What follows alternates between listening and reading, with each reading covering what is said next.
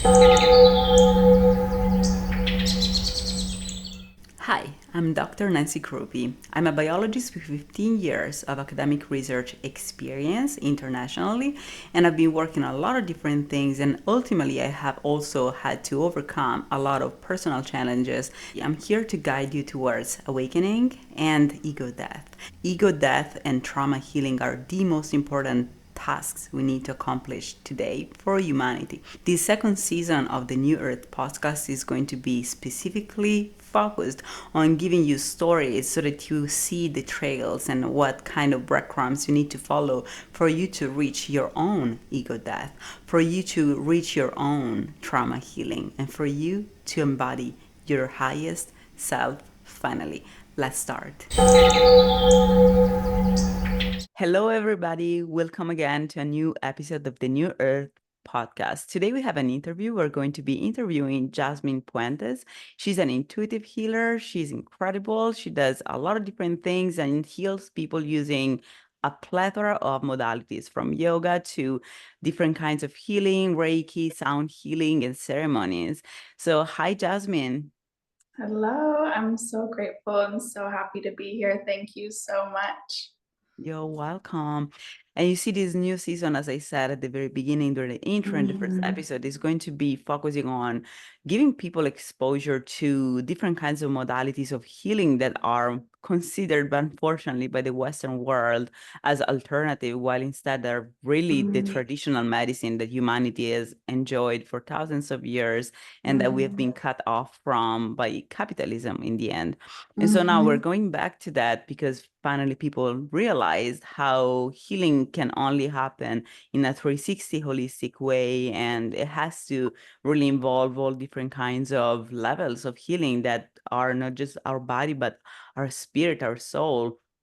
And I'm really interested also in showing people really the light of the healers in a sense, and how really most healers become healers because they go through a lot of pain and a lot of things, and they also ultimately end up getting out of that journey, getting out of those challenges, overcoming those challenges, and then they feel like more capable of helping others, and especially they feel the internal need of showing the path to those like them who find themselves in the same kind of challenges, in the same kind of issues, and help them, guide them through and shine light on this path. And I feel like that's why I interviewed you, because you told me a little bit about your story and I really, really loved it. And I think that's exactly what you're doing. So tell us a little bit what you do and how you got to do what you're doing.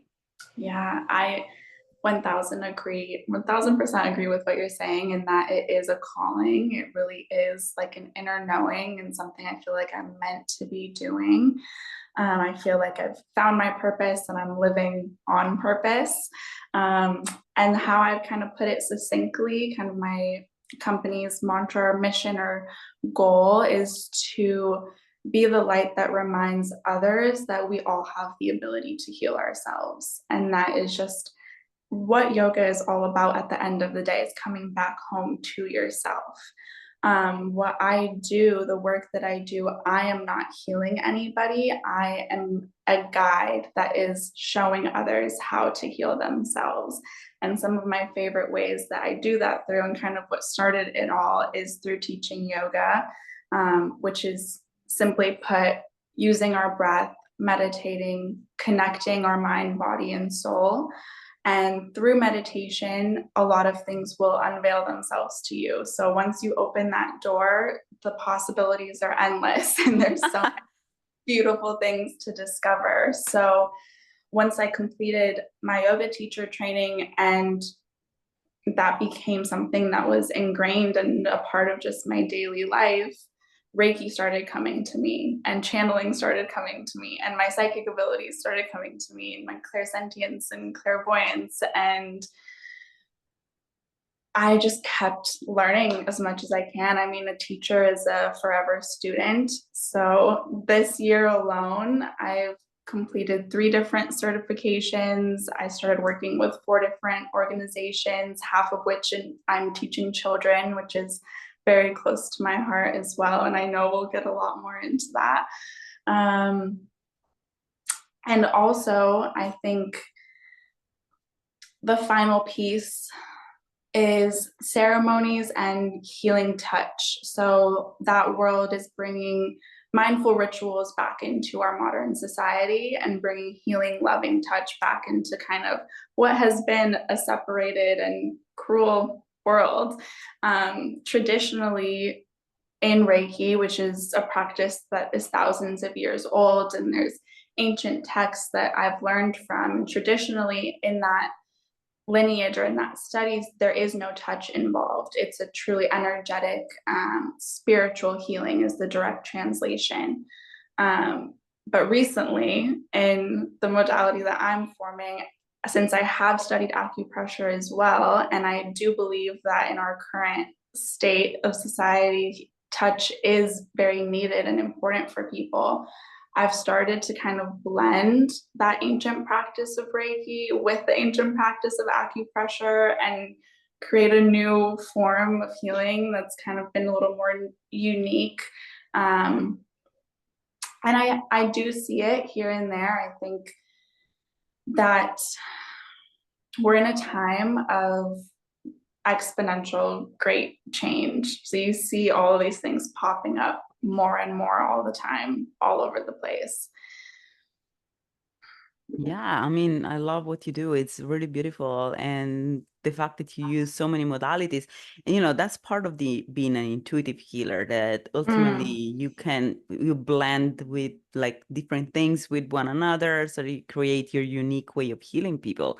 Because ultimately, those who created Reiki or yoga in the first place were simply intuitive healers who were particularly good at what they were doing. And so they created doctrines and philosophies and things that now we still follow and study daily, but nobody says that we should not create our own practice. And as a matter of fact, actually, most of the times, healers, and especially when you're clairsentient and clairvoyant, and you're really a channel in the end, when you're a channel, you tend to also channel and download all these practices that we feel like we invent them, but oftentimes they're really like downloads. They come from a higher level of consciousness. They've always been there. These modalities have always been there, and they're there for us to discover. And when we are ready, like the idea come up, and we're like, oh, I can actually blend in these two things. And once you are in the light, it's easier to make choices that are really always good, in a sense, always like meant for healing, sustainable and positive, and really, when it's all a matter of choice. Once you really choose all the time in the same way, in the same positive way, as soon as you find new things, you discover new knowledge, then you start being, okay, I can mix up these two things and I actually can obtain a synergies, can make them synergize and obtain a better result. And I love that you're doing that, because yeah, like obviously, like it's all energy. We are all energy. And so the fact that you're using acupressure together with Reiki, so that at the same time you give a certain energy to the touch, and in a certain point that is important for releasing emotional baggage. This is incredible. I feel like it's very unique. I've never heard of it. And I think you guys should try it. We're gonna definitely put her website in the description, because I feel like I do. I feel like we all should go through massage like at least monthly, because it's something we don't realize, that we accumulate so much contractions and so much really patterns of contractions of different muscles that become completely unconscious. We're completely unconscious of those things. Like a couple months ago, I had a massage from a friend of mine who does something similar, but like really it's about still like kind of like an acupressure kind of thing. And it's incredible how you can really release those baggages and memories that I didn't remember I had, that got released when you will touch certain points. And it's just incredible how you realize that, then you realize how is it possible? Everybody asks, how is it possible that our brain has so much storage for memory?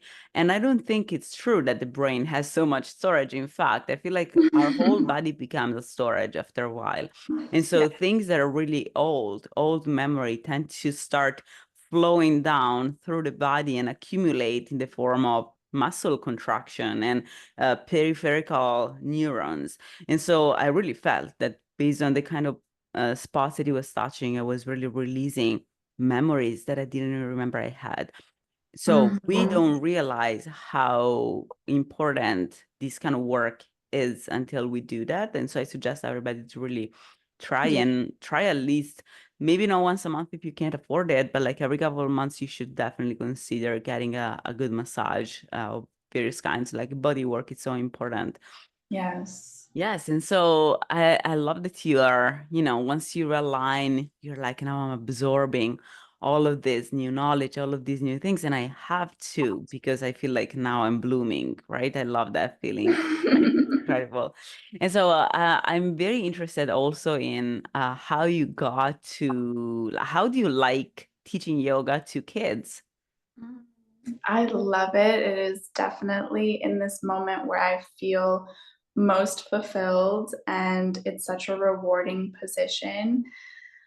I have always had a strong connection with children. I think they're drawn to my energy. One, we always have like a loving relationship with one another. And it's been a process over the last couple of years. Is probably the first time I realized that I do want to be working in spaces where I'm working with kids. And I, at the time, didn't really know what that was going to look like.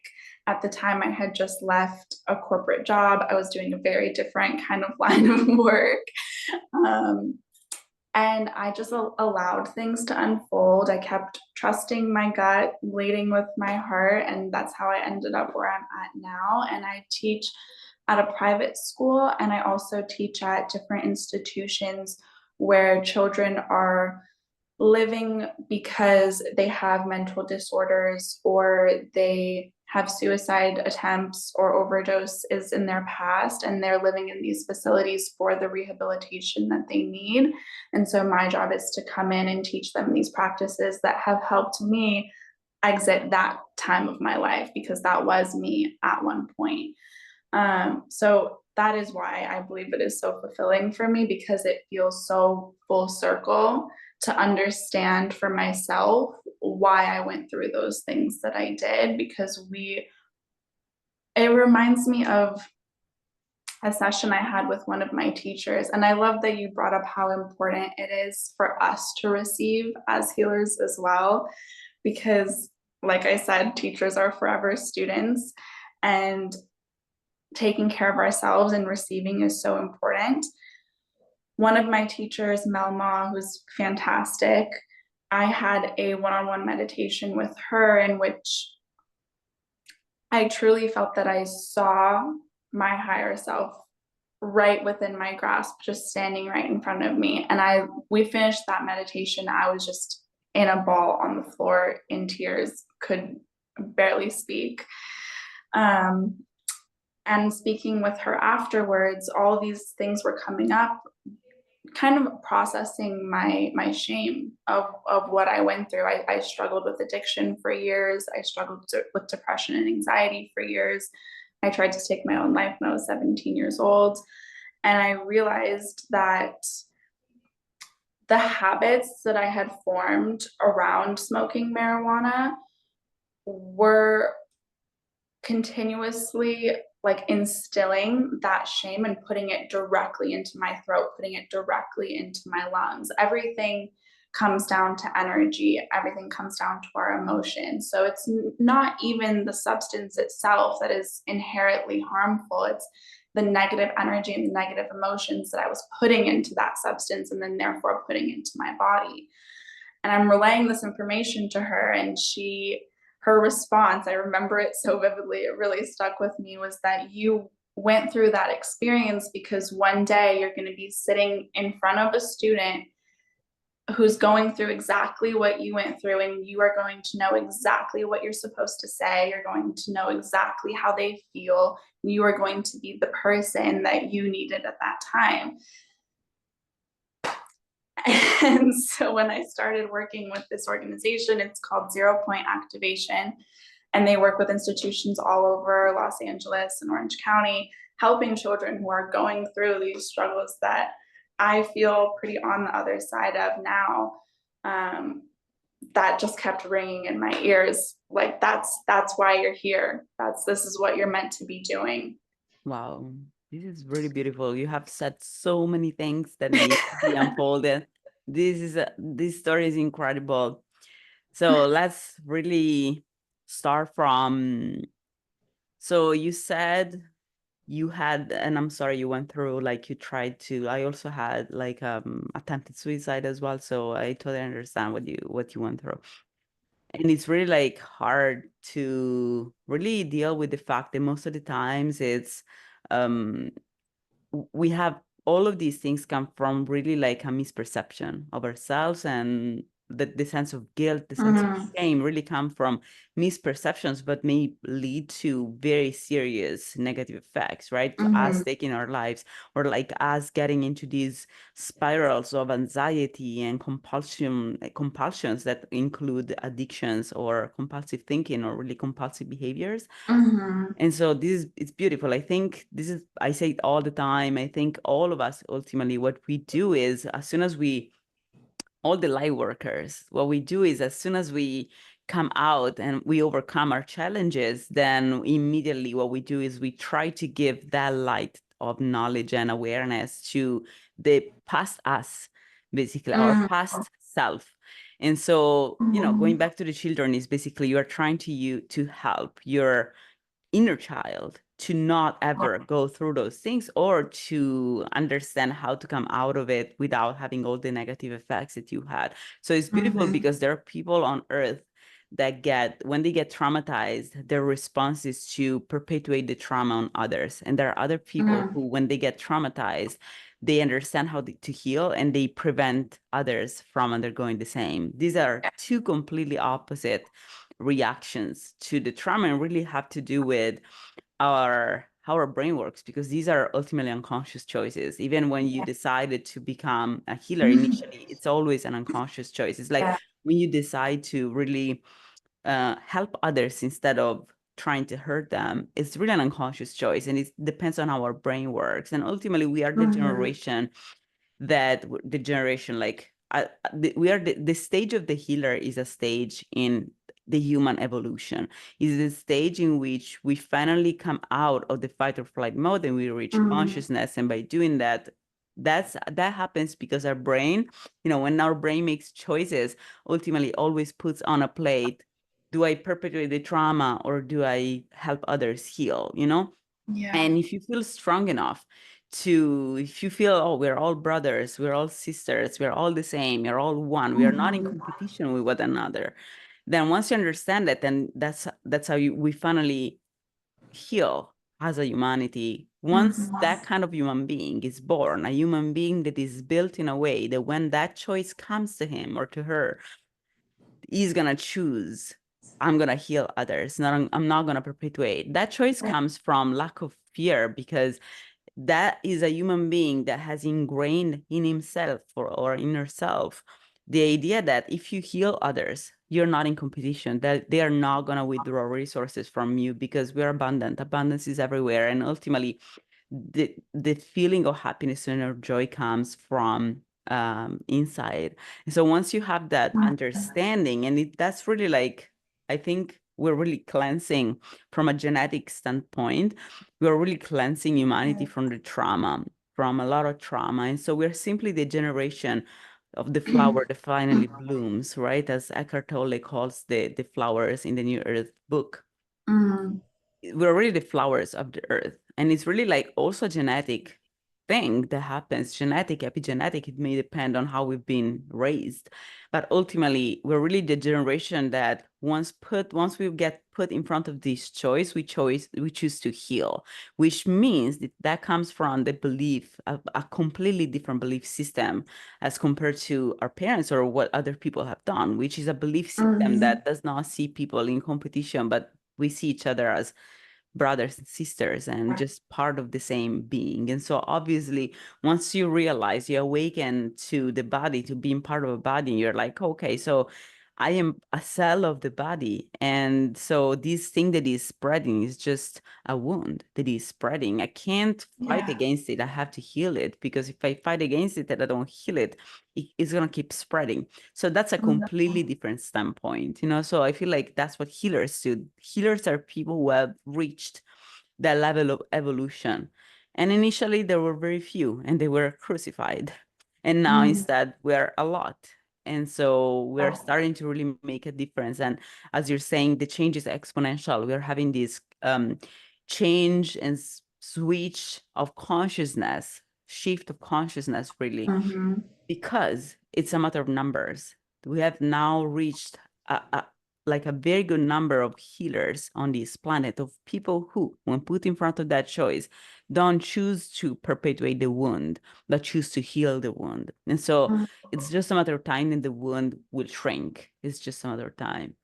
I love everything that you just told me. I want to ask you some questions on that. So you said that you were going through anxiety, and this is maybe hard to talk about these topics, but what I'm really trying to do with this podcast is to lay the way for people to be able to follow the lead regardless of where they're at. And so that's why I'm interviewing all kinds of people, all kinds of healers, because healers are people who have overcome the challenges, but every one of us really started from completely different points, and we went through completely different challenges. We just simply overcame them.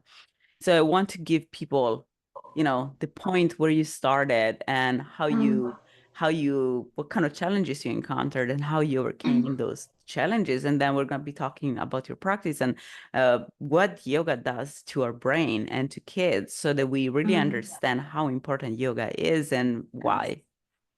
Yeah, I think it starts even further back. While you were speaking, my students in the school that I teach kept coming to my mind as well, because that situation similarly also feels very full circle, because I actually attended that school when I was like in preschool, in kindergarten, very small. And so walking back into those rooms and being now the adult in the room has been one so healing for me. And it's also, I mean, it's brought up pain as well, because that's what healing is. You recognize the pain points and you deal with them. And I've spoken about it with some of my teachers and friends, and really what the message was at the end of it was that I had developed over time a fear of being seen, a fear of expressing myself freely. And that has become my mission in those classrooms. It's a little bit different than the other organization I talked about, in which these are a part of their regular school curriculum. They're going to school, they leave their class for like 30-40 minutes, they come into the yoga room, and my goal is for them to just enter this room of light where they can be free and express themselves and not have to conform. And it just, as you can see, it just really lights me up because I lived on the opposite end of that for so long. And the time that I was attending that school, I think, was a time of quite a bit of trauma for me as well. So that's why I say it was bringing some things up in that regard for me that I had to work through. And the way that I have been doing that, the two main practices that are coming to mind right now are, one, my writing, which has helped me so much. It's like, that's a whole other world. Like art therapy and art healing has been emerging so much as well. And I think back to that time when I was a kid. I was writing all the time. I was writing songs and I was singing, dancing, and I was an artist from the beginning. And that kind of gets put down and covered over time in a way.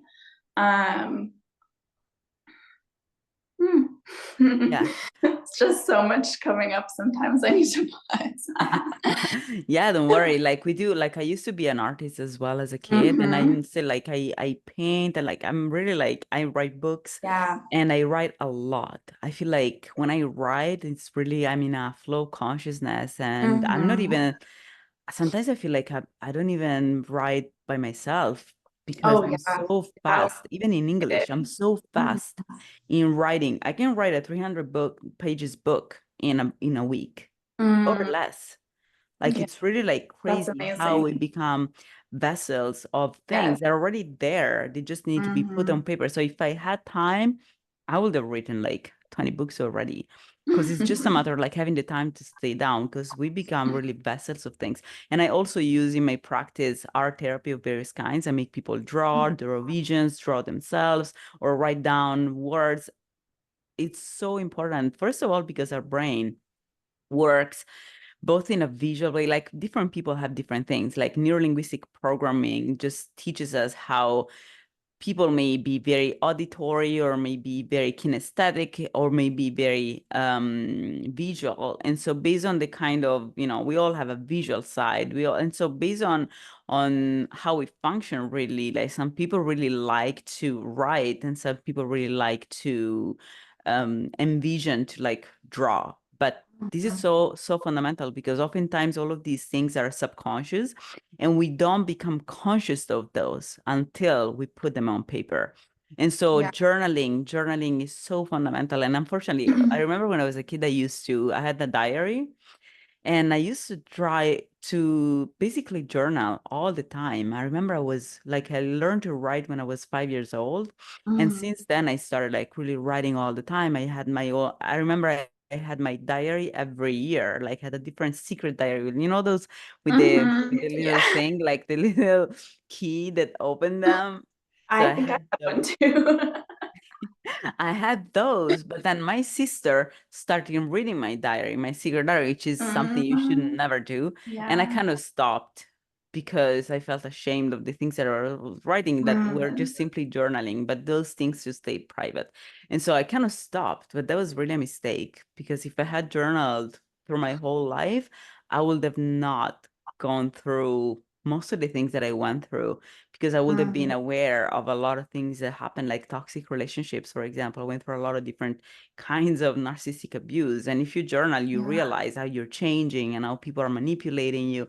But if you that's stop true. writing, Hmm. then you don't have a way of keeping track. And I feel like it's, as you're saying, we are taken away from these things by the world. First of all, because as we are prone to those things as kids, almost instinctively, like nobody Yeah. tells you should journal, nobody tells you Hmm. should keep a secret diary, but you do. And so it's really your soul, your highest self that is guiding you to do these Hmm. things. And so I felt I was guided as well. But then society doesn't value those things in school, or at least in my time. Now it's different. But like in our time Hmm. and in your time and my time, I feel like school systems did not really value those things. Nobody will tell you, your parents will not tell you, you should Yeah, journal every day, like you should that's meditate every day, right? So nobody tells you that. And so because of that, a lot more things come in and, we have 24 hours a day. And so you start prioritizing other things and things that mm, appear to be valued by society. And you're kind of forced to let go of things that society doesn't even mention. And so you're like, well, nobody mentions them, must mhm. be unimportant. And instead, I restarted Yeah. journaling recently and it was such a blessing for me. Like I now I use it also for my own trauma healing, deep trauma healing, because Mhm. it's a way of making things really pop up from my subconscious, and I put them in writing. I'm like, wait, what? Yeah. Wow, I feel guilty for this. Why? And I didn't know that I felt guilty for this and ashamed for this for my whole life, and I had done Yeah. nothing wrong, right? But Yeah. it's so important. So I love that you went full circle. You went full circle to really your previous school, and this is incredible. Yeah. Like really so many memories. Like I feel like it must be very strong to do something like that as well. Like Mhm. it's in itself, it's really beautiful what you're doing, and it's almost really like as if you're Mm. healing yourself and your schoolmates at that time, just Yeah. different age, different era. It's really beautiful. And Thank so yeah, tell me more about you. Yeah. this. That Like that's bringing up too earlier when you mentioned that we're storing all these emotions and traumas and memories in our body. That's one of the reasons why I love writing, because I feel like it is that physical release as well. You're allowing those emotions and those feelings to actually leave your body. They're on the page, they're outside of you now. You can let them go. And this year, I've had the joy and the privilege to read my writing live. And oh my gosh, that's like a whole healing space within itself. Just one, speaking those words out loud to other people and seeing how they resonate with other people. And two, on the other end, listening to other people's work in those spaces and how they touch me. And that just goes to show that, like you said, although our stories are different, although our egos are molded in different ways, the lessons and the feelings, they're universal, they're primal, they're shared. We are all one. So coming together in those spaces, they are just as much a healing space as a yoga class or a Reiki session. It's all a blend of art and science and healing. The other modality that was coming up for me besides writing was our chakra systems, our energetic systems, and how I've experienced healing through that as well. During that time that we're speaking about, I experienced sexual trauma, and that gets trapped in our sacral energetic center. And so as you work with your chakras and you bring them to balance and you open them up, you are also releasing those things that could be holding you back, and you're coming closer to alignment with your inner being, with your inner light and your true self. Sometime last year, I think it was just over a year ago, I think it was last November, was the first time that I received a one-on-one healing session, Reiki healing session from somebody to me. And I think at the time, only two of my energetic centers were open. And that was my heart and my third eye. And everything else had things going on, had emotional and physical baggage weighing it down, slowing it down, spinning in the wrong direction. My throat was completely shut off. And through meditation and through these forms of healing that I've discovered, creating alignment between these energetic systems, it flows out into your life. It flows out into the physical, and it brings balance as well to the feminine and masculine sides of our physical body. Yeah, absolutely. Like I also went through this, what you're talking about. Like I feel like people don't realize how important chakra healing is. Mm, And it's really our body is made, everything goes into directions, in the sense that even if we don't see our energetic body, even if we don't see the electromagnetic toroid field that we create mm, with our body, even if we don't see that, those things are real. And so everything, we are really consistent. Imagine like a flame, you can see the flame of the fire, right? But that flame, the shape of the flame and what it's doing is really consistent with the wood that is creating it. And so ultimately, this is all consistent. So the fact that you can see that flame, you kind of can predict where it's going to go. And if the shape is kind of crooked in some way, you can tell why. It's because the wood is not the best, or maybe the color of the fire, the flame is kind of different than what it should be. It's because the wood is made in a certain way, or maybe it's too young, or maybe it's too old, or maybe it contains chemicals. So you can tell by the flame what wood is creating it, and that the wood has some mm, issues sometimes, right? And maybe it's not healthy. So we are the same. We're a flame made of our spiritual body, but we don't see our spiritual body. And so the chakras are simply what connects our spiritual self and our energetic self with our physical body that we see and we can mhm. touch, and with our psychological body, because everything is connected and everything is a Yeah. reflection of each other. It's just a continuum that it's a reflection of it's consistent with everything. And so our trauma clogs our chakras, and our chakras prevent us from having a connection with our spiritual self, or from properly emitting out, especially the Mhm. throat chakra, like which is the one we use to communicate in and Yeah. out. If we have a Mhm. blockage there, then I can tell. I do chakra reading, and so I can tell when people have a blockage just from speaking to them, Yeah. because it's the way in which your voice comes out, the vibration that he has. If it's clean, that means you have healed your chakra. If it's not clean, that means you have some blockage.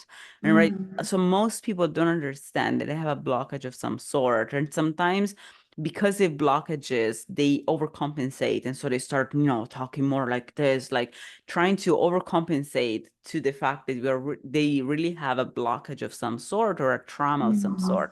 And so there's so many variations, but chakra healing is so important because once you heal your chakra, and there are techniques that you can use. I use Kundalini Tantra, you use yoga, Mhm. and I'm sure a lot of different modalities in Reiki, but Yeah. there are a lot of modalities that can help Sound you. healing as well, different Sound healing. frequencies and mantras.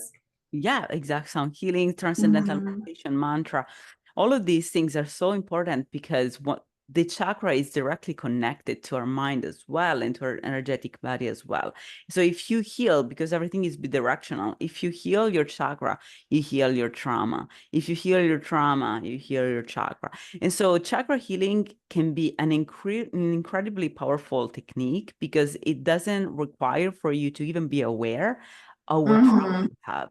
You don't even need to know what trauma Mhm. you had and what caused that. But as soon as you start healing your chakra, then thoughts are going to start popping up. Same thing as body work, and all these things that have to do with healing the body, or healing something through practices that don't require the use of the mind, of the consciousness, Mhm. but then unlock things. They allow you to unlock those things, and then your psychological and conscious side is going to come out, and you're going to become conscious or of your trauma and of the things that were keeping you stuck, and you're going to be able to heal it, because once you heal the chakra, then you're not going to feel comfortable anymore with staying within that trauma without healing it. And so you're going to be kind of Mhm. forced. So if people have, for example, people have trauma at their throat chakra, they tend to not express themselves. Or this is Yeah. one of the things that people Mhm. do when they have trauma at their throat chakra. So they don't express themselves as you did. You had issues at being freely expressing yourself. So because they don't express themselves freely, then uh they don't speak their voice, Mhm. with their thoughts, with their parents, for example, with their teachers, with Yeah. their abusers. And so they perpetuate this. And as soon as you start healing, then you're gonna go there and tell them, I don't think so. It's like it's not something that anybody's gonna force you to do. It's just Yeah. gonna come out because Yeah. you finally get back to your normal state, and you're like, wait, Mhm. why have I caved in for so long? I had the right to express myself. And it's exactly like that. So the fact that you went through this and like all the different chakras that you heal is really Yeah. beautiful. And so tell me more. Tell me more. You are describing my experience perfectly. And this is like everybody's experience, I think. Yeah, specifically with the throat chakra, like you said, it's our center for communication, our center for expression. And like you said, there was a large period of my life where I was not expressing my thoughts and feelings. I felt very uncomfortable vocalizing how I felt, my opinions on things. I felt uncomfortable advocating for myself. I felt uncomfortable in situations with people who abused me. Validating my feelings was hard for me, and telling people you hurt me was hard for me. Um, and it's all patterns, it's all subconscious patterns. So like you said, we don't actually need to know what's going on, but I have the gift as well with a strong connection to the spiritual realm, and my own and others guides come through very presently for me in these sessions, and so I'm able to channel messages for my clients. And these are helpful because they bring these patterns to light, and healing our chakras is a continuous process. It's not like you go to one session and your chakras are open and you're just good, you're healed now, it's over. It is every action and choice that we make has an effect on these energy centers. So every time that I chose not to speak my mind, it closed further. And I would feel this like stifled feeling right here. I had a stutter when I was a very small child. It's like that stifled feeling. So So you were stuttering as a kid, and yes. your voice today, like this, yeah, absolutely. This is just because I feel like it's a lot of people have this belief system in which they think that we cannot heal from certain things. Stuttering Mm, is oftentimes considered something that people carry for their whole life, and instead mm, it's just an energetic blockage yeah. for most part. It's really Yeah. an energetic blockage. So yeah, tell me more. Whew. Yeah, it actually came back as like a in my late teens as a young adult, it was coming back. And I think it had to do with those energetic and emotional situations that were going on in my life. Like similar to you, I was in relationships where I was being manipulated and were not healthy for me. And I was in jobs where I wasn't doing things that I was passionate about. And not expressing myself from an authentic place. And I noticed at times my stutter would come back. And at the time, I was kind of like, what is going on with that? And it all makes sense. The dots start to connect when you're on the other side of it, obviously. But like I was saying, it's those patterns that keep repeating themselves. And this can even go into past lives as well, because that trauma gets passed down from generations and past lifetimes until somebody is ready to feel it and heal it and let it go. So that's why I was speaking about my ability to channel and share those messages with people, because it does help them take that into their lives and address those patterns that are causing harm to themselves and choose differently, which is why I say it's a process of everyone learning how to heal themselves, because the power lies in their hands and their ability to choose. Um, it can do nothing or it can do everything depending on their attitude towards it, their willingness, what they're ready for, what they're open to. Yeah, that's so true. That's so true. Everybody is different, but ultimately we all Mm-hmm. have these patterns. And so, how about, because you said you had blockages in basically in every chakra other than Pretty the much. third eye and the heart, you said, right? Yes. Yes. So how do you think, if you had to tell someone, oh, this is a symptom of the fact that you have a blockage because I had that too, what Mm, were your feelings that you think were related to your blockages, and that if you knew, this is a symptom of the fact that I have a blockage, things that went away after you healed, for example. mm, mm. So how would you pinpoint these early symptoms of chakra blockages? Oh, so much is coming up.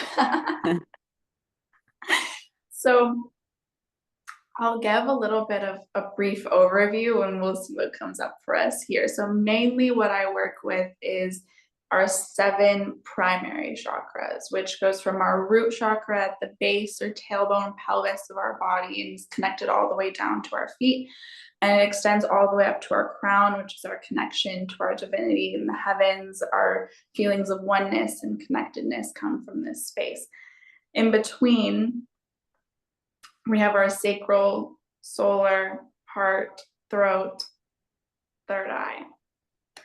The first ones that were coming up for me while you were speaking were root and sacral. And I think that makes sense because it is an upward flow of energy, and it is quite difficult or quite impossible for any of our higher chakras to come to balance or come to openness without a sturdy support, without a sturdy base.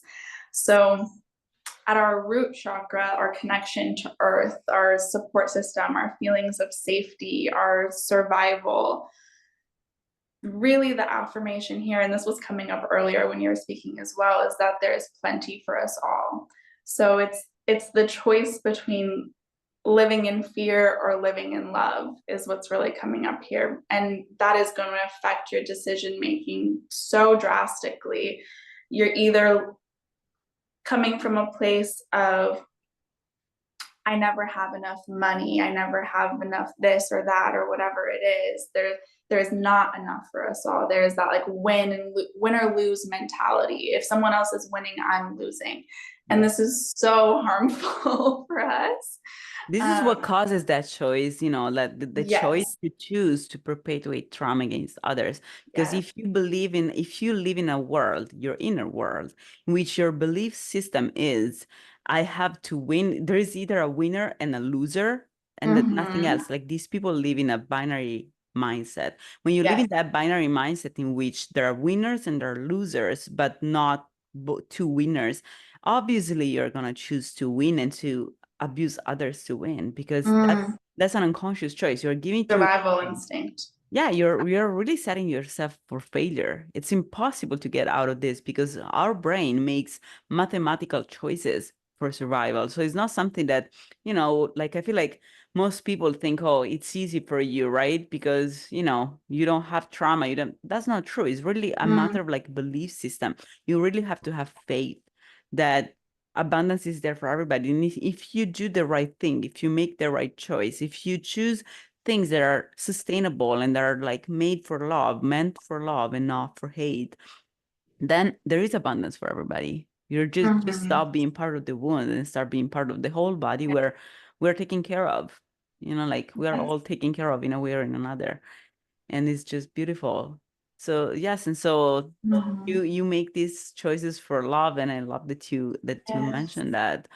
And so keep going. Like, so from the root chakra up. While you were speaking, I kept hearing there's a song that goes, abundance is all around us. And I noticed it, the way that I move through the world is so different now. The way that I notice like how many leaves are on a tree, and I notice like the abundance of the ocean and just my connection to those elemental things, my connection to nature and to the earth is so much stronger. And that's that hara, that root, that earth energy. It's really, really beautiful. And physically as well, like I said, it's connected to our legs all the way down to our feet. It is literally how we move through the world, our connection to the ground beneath us. So it's so important. And now that that light feels so much stronger in me, I feel like no matter where I go, I am at home. Like this whole earth is my home, and everyone on it is my family. Like you said, we're all brothers and sisters. Comparing that to where I was before is, like I said, just affects our decision making so much. The way that I make choices in my life is so different now compared to when my root chakra was closed. It was survival instinct choices. And it's that difference between surviving and thriving. Do you feel like that may have kind of brought you to also allow yourself to have a job that did not fulfill you, or to really take part in the matrix of society? Yeah. So how were you when you were in that, like when you were in that stage of yourself? How, like if you had to describe yourself, how were you behaving? What was your decision making? I describe it that I was bored and stressed at the same time. I actually felt like I was giving my life away to something that I did not believe in. And I think it goes back to childhood too, because I didn't feel safe in my home growing up. So if that is the feeling that you naturally know from so young, from as a child, that fear and violence and that feeling is what you're used to, then that's what you continue to seek out. It's back to those patterns. That was what was comfortable for me for a long time, which is why I was in relationships that didn't fill me and I was at jobs that didn't fulfill me. Yeah, I also describe it as just my light being really dimmed during that time as well. Kind of operating in a zombie mode in a way. I remember towards the end of my time at that job that I'm thinking of, I was literally smoking at 7 a.m. before going to work because it numbs those feelings that I didn't want to feel. Wow. So you were smoking weed, like cannabis, right? Yeah. Yeah, I mean, a lot of people do that. And like I was kind of dating this guy at some point and he was doing the same. And I Mhm. was like, why do you do that? And he's like, I don't want for them to know that I'm high all the time because if I Mhm. don't do it one day, then they're gonna know that I'm high all the time. And so Mhm. that it becomes like a thing that then, regardless of being compulsive, you kind of have to keep doing it for so many other Yeah. reasons that go Mhm. beyond just the fact that your body wants it. It becomes like, oh, this is me when I'm at work. Now people have to be used to that me. And if I don't have, and especially when we are in our fight or flight modality, we tend to develop a lot of behaviors that are like they go all the way from bipolarism to borderline personality to like things that are ultimately due to a hyperactivation of our amygdala and of the reptilian and limbic brain, which are the parts where all the compulsions are. The basal ganglia is where Mhm. we have all the addictions and the Yeah. compulsive behaviors. And Yes. so all of those parts are really numbed, by cannabis, like, and Yeah. I'm not against cannabis, obviously, but Mhm. there are ways of doing things for healing, as you said, and there are ways of doing things Yeah. for just recreation. So these word of Yeah. recreational drugs, and we have touched on this in the previous various episodes in the previous season as well, because what is a recreational drugs? Like, first of all, there are no drugs. There's medicine. The earth Mhm. has created medicine for us Yes. everywhere. We just have all Mhm. these different functions. It can be cannabis, it can be like mushrooms, like it can be any kind of things, and all the Mhm. herbalism and all the medicinal plants. So all Mhm. of these things are really meant for us to use them when we need them, for us to compensate a biochemical imbalance, because we can't Mhm. compensate. There are times in which people feel so low, so down, that they really need a biochemical help for them to get out of that hole, right? And so, Mhm. and you can use a function in the universe that is complementary to whatever you're feeling that moment, that allows you to get out of that hole. But there's no such thing as recreation. It's all healing. So our capitalistic society has really created this idea of recreational drugs to hijack Mhm. the herbalism and medicine and Yeah. traditional medicine. Because if you can't stop traditional medicine and native plants and like Native American tradition, shamanic medicine and all these sort of things, like if you can't stop that, what do? You make them into something that doesn't work anymore. And so it's Mhm. now, even alcohol was used for spiritual reasons at some point. Everything, tobacco, everything had a Mhm. purpose that was medicinal, healing. It was a way of healing Yeah. communities. It was a way of healing our body. But then with capitalism, because all of these things, if you heal, you're not, as we said, you make these unconscious choices and you become a tool for a company doing something that is completely away from your own purpose and from that doesn't make you feel good. But you do those things because you're not capable of healing. And so you're wounded. And so when you heal, you are not anymore on that side. You're on the opposite side. You're on the side of the light worker. Now you are in the opposite team, which is the team that heals all the things that really our society has wounded in a sense. And so Mhm. obviously, if you can't hijack those, if you can't prevent people from using cannabis, you can transform cannabis into a recreational drug so that Mhm. people use it Yeah. improperly.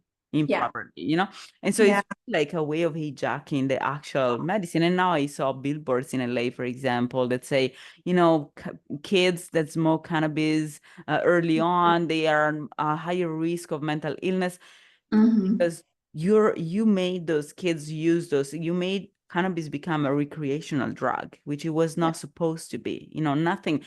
Cocaine is used in Peru for the coca leaf for positive purposes, for healing purposes. If you snort cocaine in a bathroom of a club after drinking 10 alcoholic drinks, it's not the same thing. Yeah. So it's changing, like changing all of these traditions and removing the ritualistic side of it and really taking them out of context and objectifying. This is what the egoic modality does. It Yeah. objectifies things. And so it sees into coca leaf an addictive substance that everybody's going to buy, money. And he sees into cannabis an addictive thing that is going to make people create a stereotype, and then people start feeling a sense of belonging, and then he numbs them down, and then they keep going to work as zombies.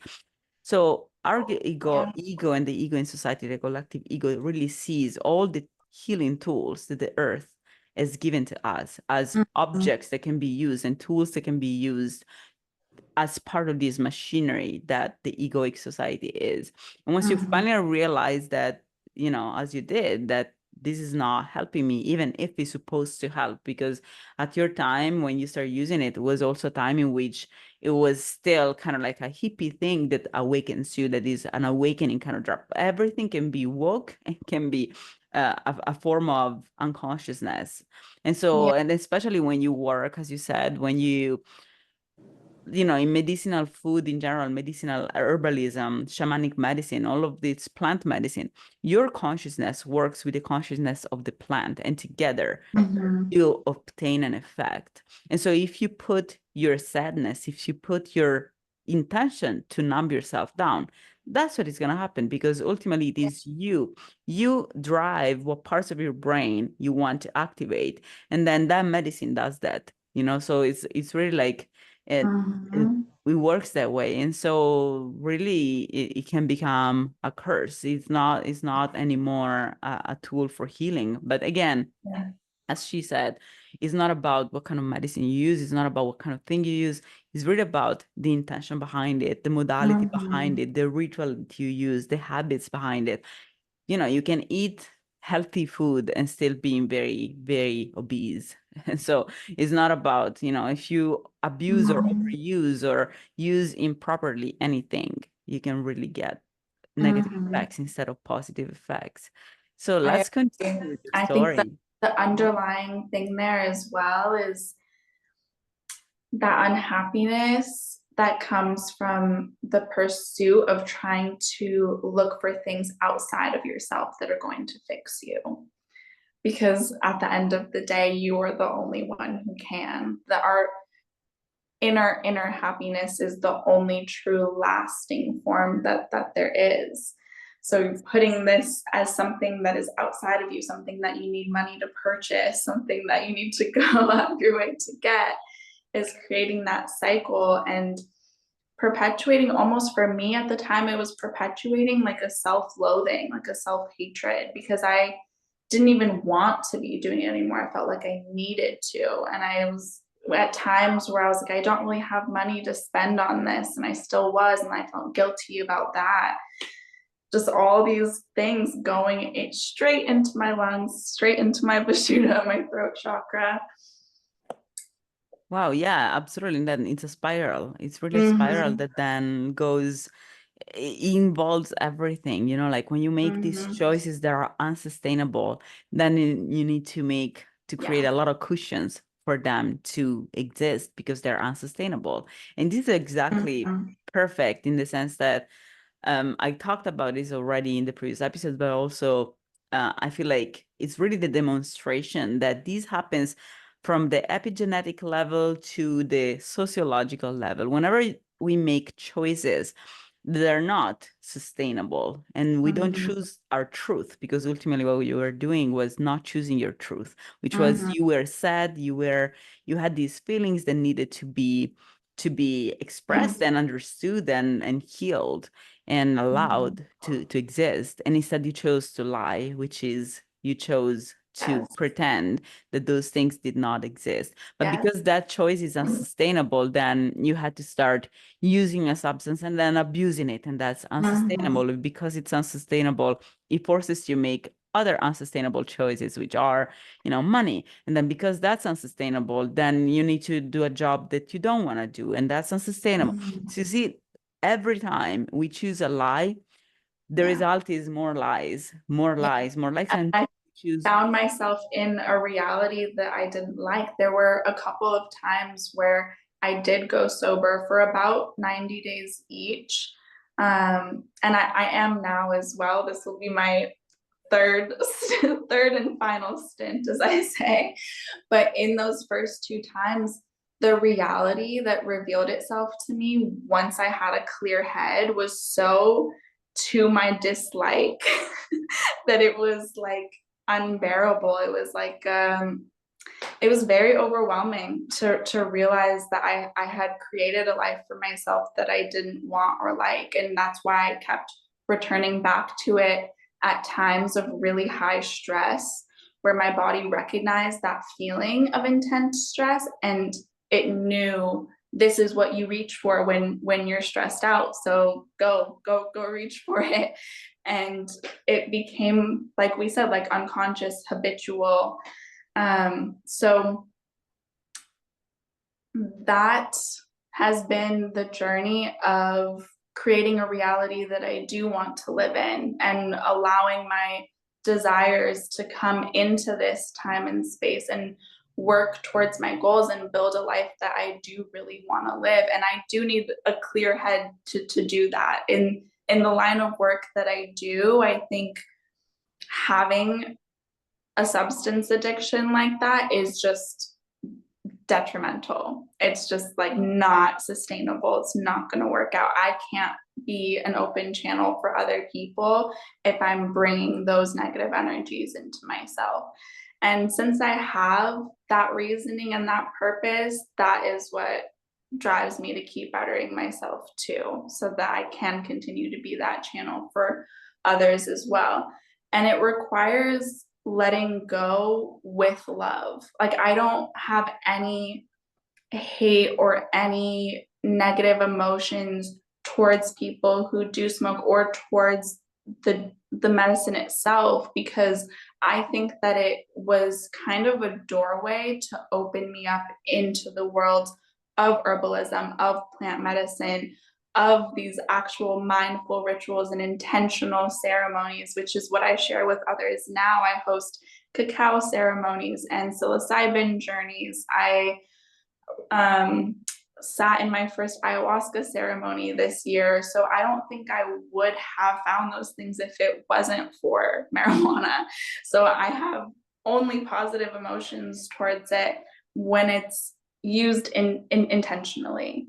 And Yeah. like you said, that could be anything. That could be, I've seen tobacco used in ceremony as well. And I know healers who use cannabis before their classes and use that in ceremony as well. So Yeah, it's all about the purpose and the intention and like mm-hmm. how we use Yeah. things in general. And then I'm very interested about what you said about your teacher, the experience you had, because I feel like you told me, I think that was one of your first ego death experiences. Mm-hmm. Let's really go straight to what ego death experience you had and what was your first time, or like how it continued. So much is coming up here too. It's such a continuous process. Like, I think back to when I was looking back at like my 22nd year of life. I was like, oh, that's when my spiritual awakening started. And then I turned 24 and I was like, no, that was nothing. Like, this is it now. And then it's just like a constant unraveling, constant opening. Once you set out on this path, you can only go up. It's a continuous spiral inward and upwards, I think. So the true answer is like, it's like a lifelong journey.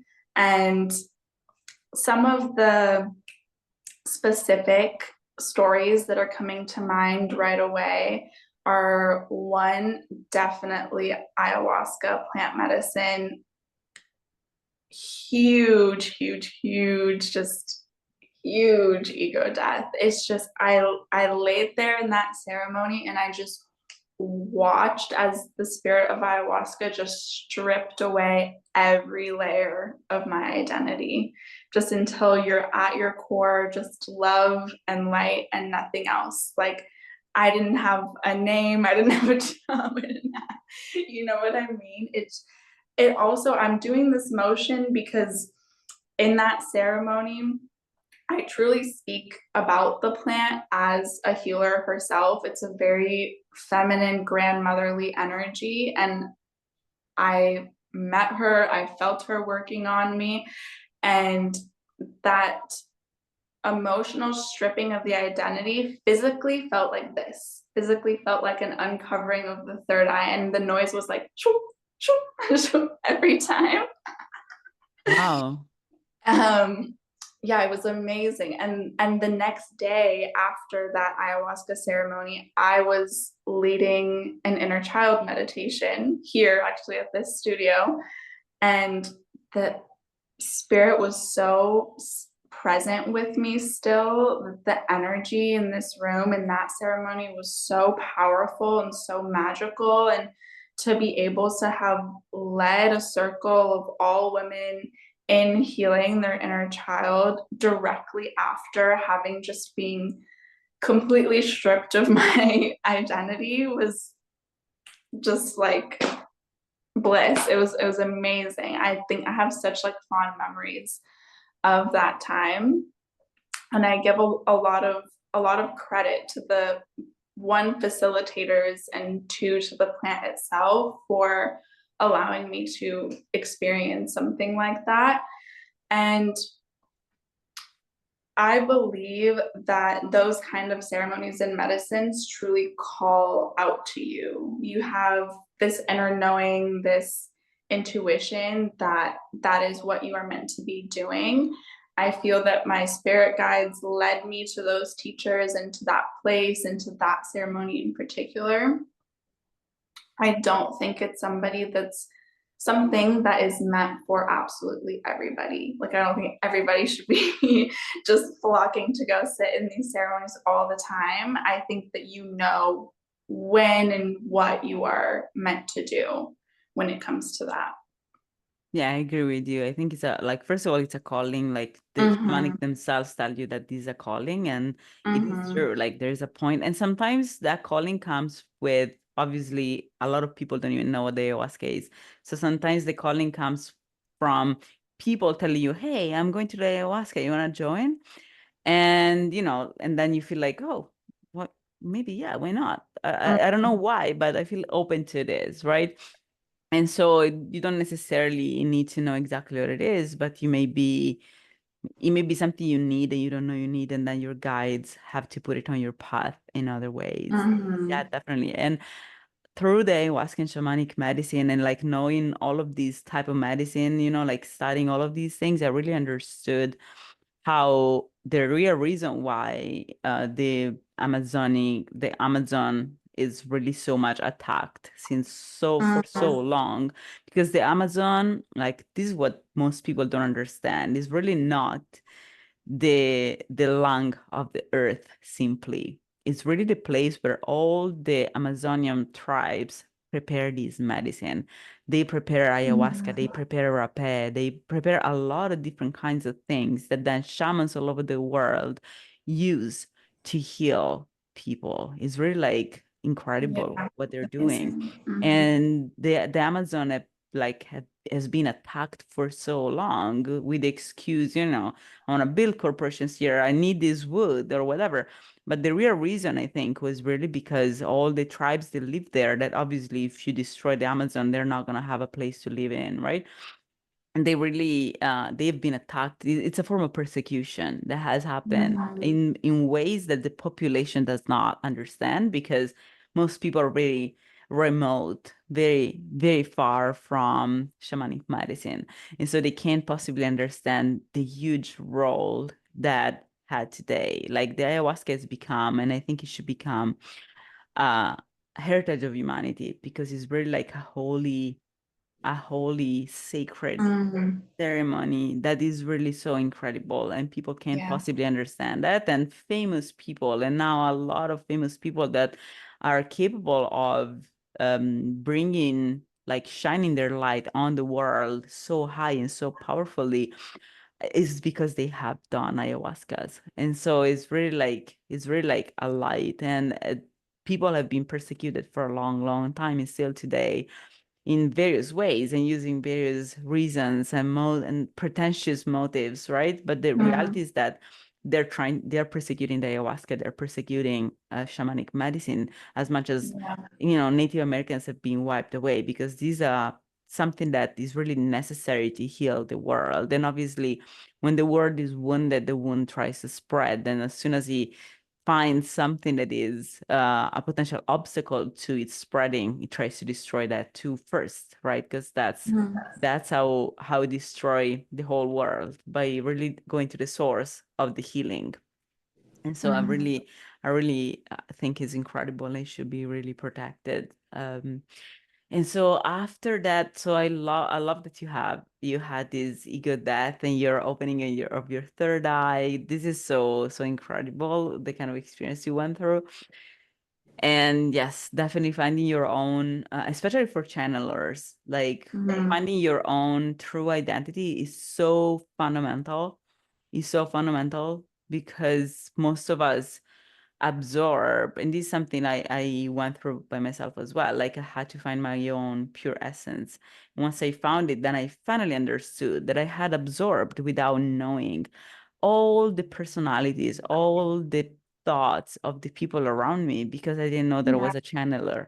And so once I realized that I've seen, this is my pure essence, this is my vibration, all of these things have been put on top, I absorbed them, and I didn't Mm-hmm. realize that. And so I think most likely this is something, do you feel like it's something that resonates with you? Oh, definitely. It's our conditioning. It sits with us, and it's it's truly not, I don't like to view anything as good or bad or right and wrong. I view things as they happen the way they're meant to. Everything happens for us, not to us. The universe is conspiring for our greatest good at all times. And this conditioning that we learn is a process of unlearning and relearning new things that will actually work for us. What's coming up here is where we started going up our chakra system. And I mentioned that sacral was coming up quite a bit as well. And our sacral is our center of our creative and sexual energy. And so when we experience sexual trauma, I kind of view it as like a punch to the sacral chakra. That's how I kind of visually see it, is like a punch to the gut. Wow. Mm. This center is so important. It's like our connection to our relationships and who we attract. And in my own experience, I experienced trauma in this center at such a young age. I want to say I was about 4 or 5 is my first memories that come up. And that's so little. You truly don't know any better. I even don't even like saying that, because I feel like I did. I feel like I knew that it was wrong, but I had this feeling that I always need to be right. I had this fear of failure. I had this fear of mistakes, and I kept quiet about it for so long because of that. And then again, tying back to throat chakra and keeping things in that way. But my role in my household as a child always felt like the role of the peacemaker. Like there was so much chaos going on around me that I needed to stay silent and keep the peace and protect my little brother and look out for other people more than I looked out for myself. And that became such a pattern going into my teen years, going into my adulthood. And I kept attracting that pattern of people who used and abused my kindness, my body, etc. And I laugh at these like terrible topics because that's my like nervous response. It's nothing that's funny, you know what I mean? Mm. But healing that center, I have so much more respect for myself. I have so much more clear boundaries. I have so much more love for myself. The people that I attract in my life now are so much healthier and beautiful, loving relationships. It's been a journey to come into my own identity in that way, my own sexual identity and how I identify in the queer community. And I went through the internal question of like, how did that sexual trauma at a young age like affect my identity now? And the answers that have come up there are like with anything else, I had to go through that. I wouldn't have like this strong conviction and these abilities and this willingness to look out for myself and other people if I didn't. And you'll hear me say again and again, like this spans across lifetimes. This is not the first lifetime that I've experienced sexual trauma in. And I'm not probably not the first person in my family out of the line of women in my family to experience it either. I think back to my great grandma on my mother's side. So my mother's mother, she was kind of in an arranged marriage of sorts. My mom's side of the family is from Iran, and this is quite a long time ago. And she was at 8 years old without her own autonomy or decision making. She was married off to someone who was 14 years old. So when I think about that, I think about a very young female child, baby, being married off to somebody who is right in their puberty stage, right in their almost like sexual awakening type stage.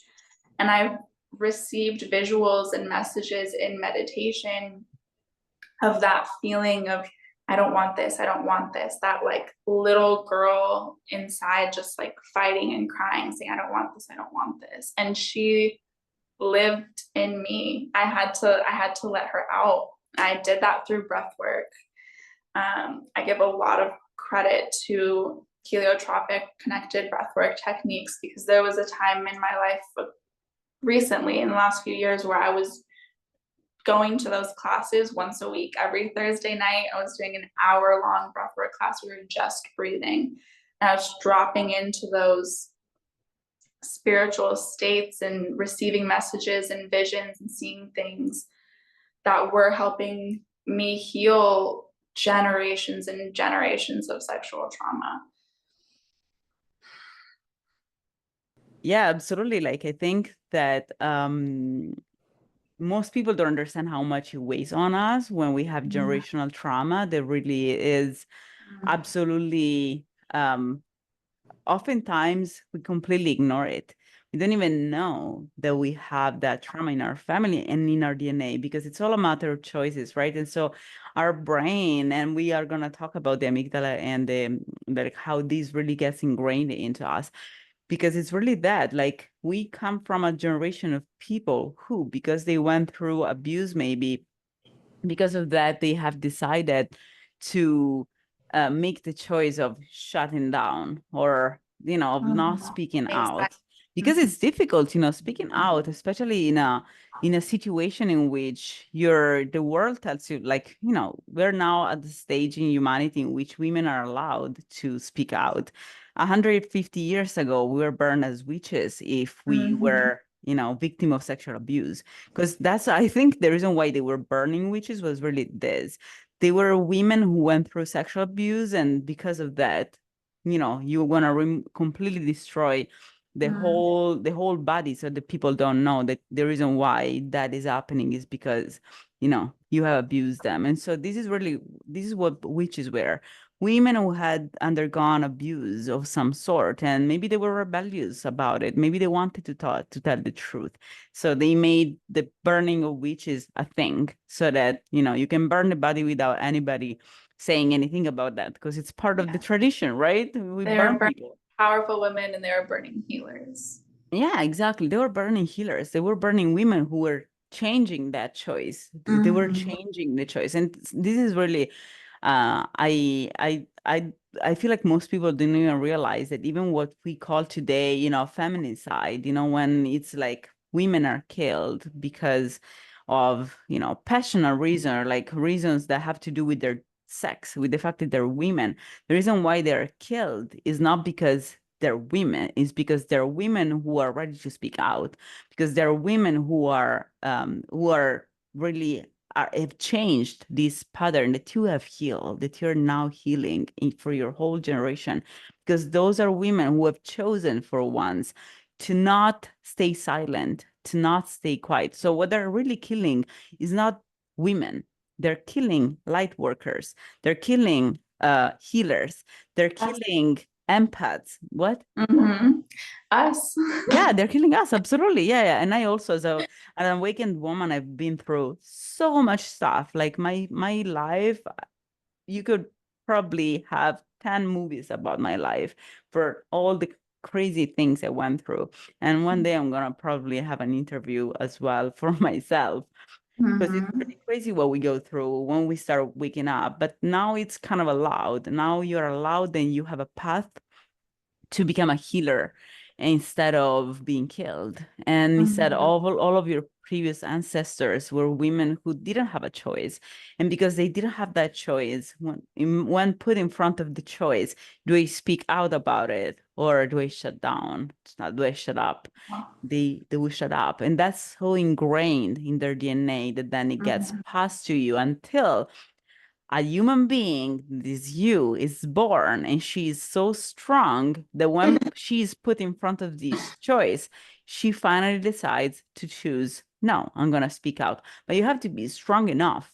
So it's all a matter of strength, intelligence, and in your surroundings. So right now you are the right person at the right time in history for you to be able to heal from that trauma and to finally make a different choice, to make the choice of speaking out, to make the choice of healing, to make the choice of forgiving yourself for allowing that to happen to you, to the point that you go to the kids and you do the same. You teach them how to go through that. You teach them, this is a space for you to freely express yourself. You don't have to shut up.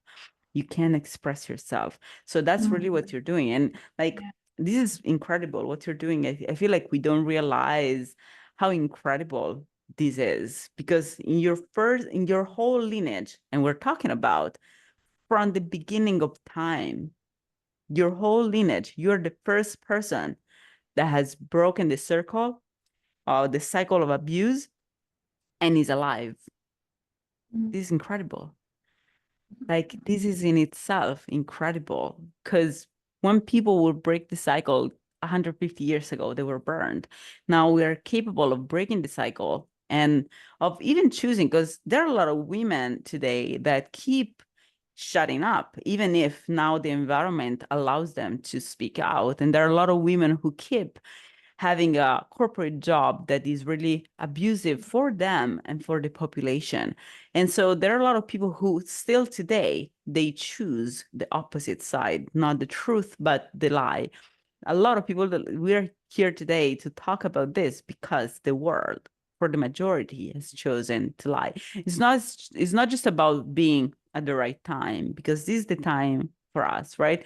But it's also about being the right person in a sense. It's like you really have to have a certain like characteristics for you to be able to make that choice and to feel like I can choose to speak out.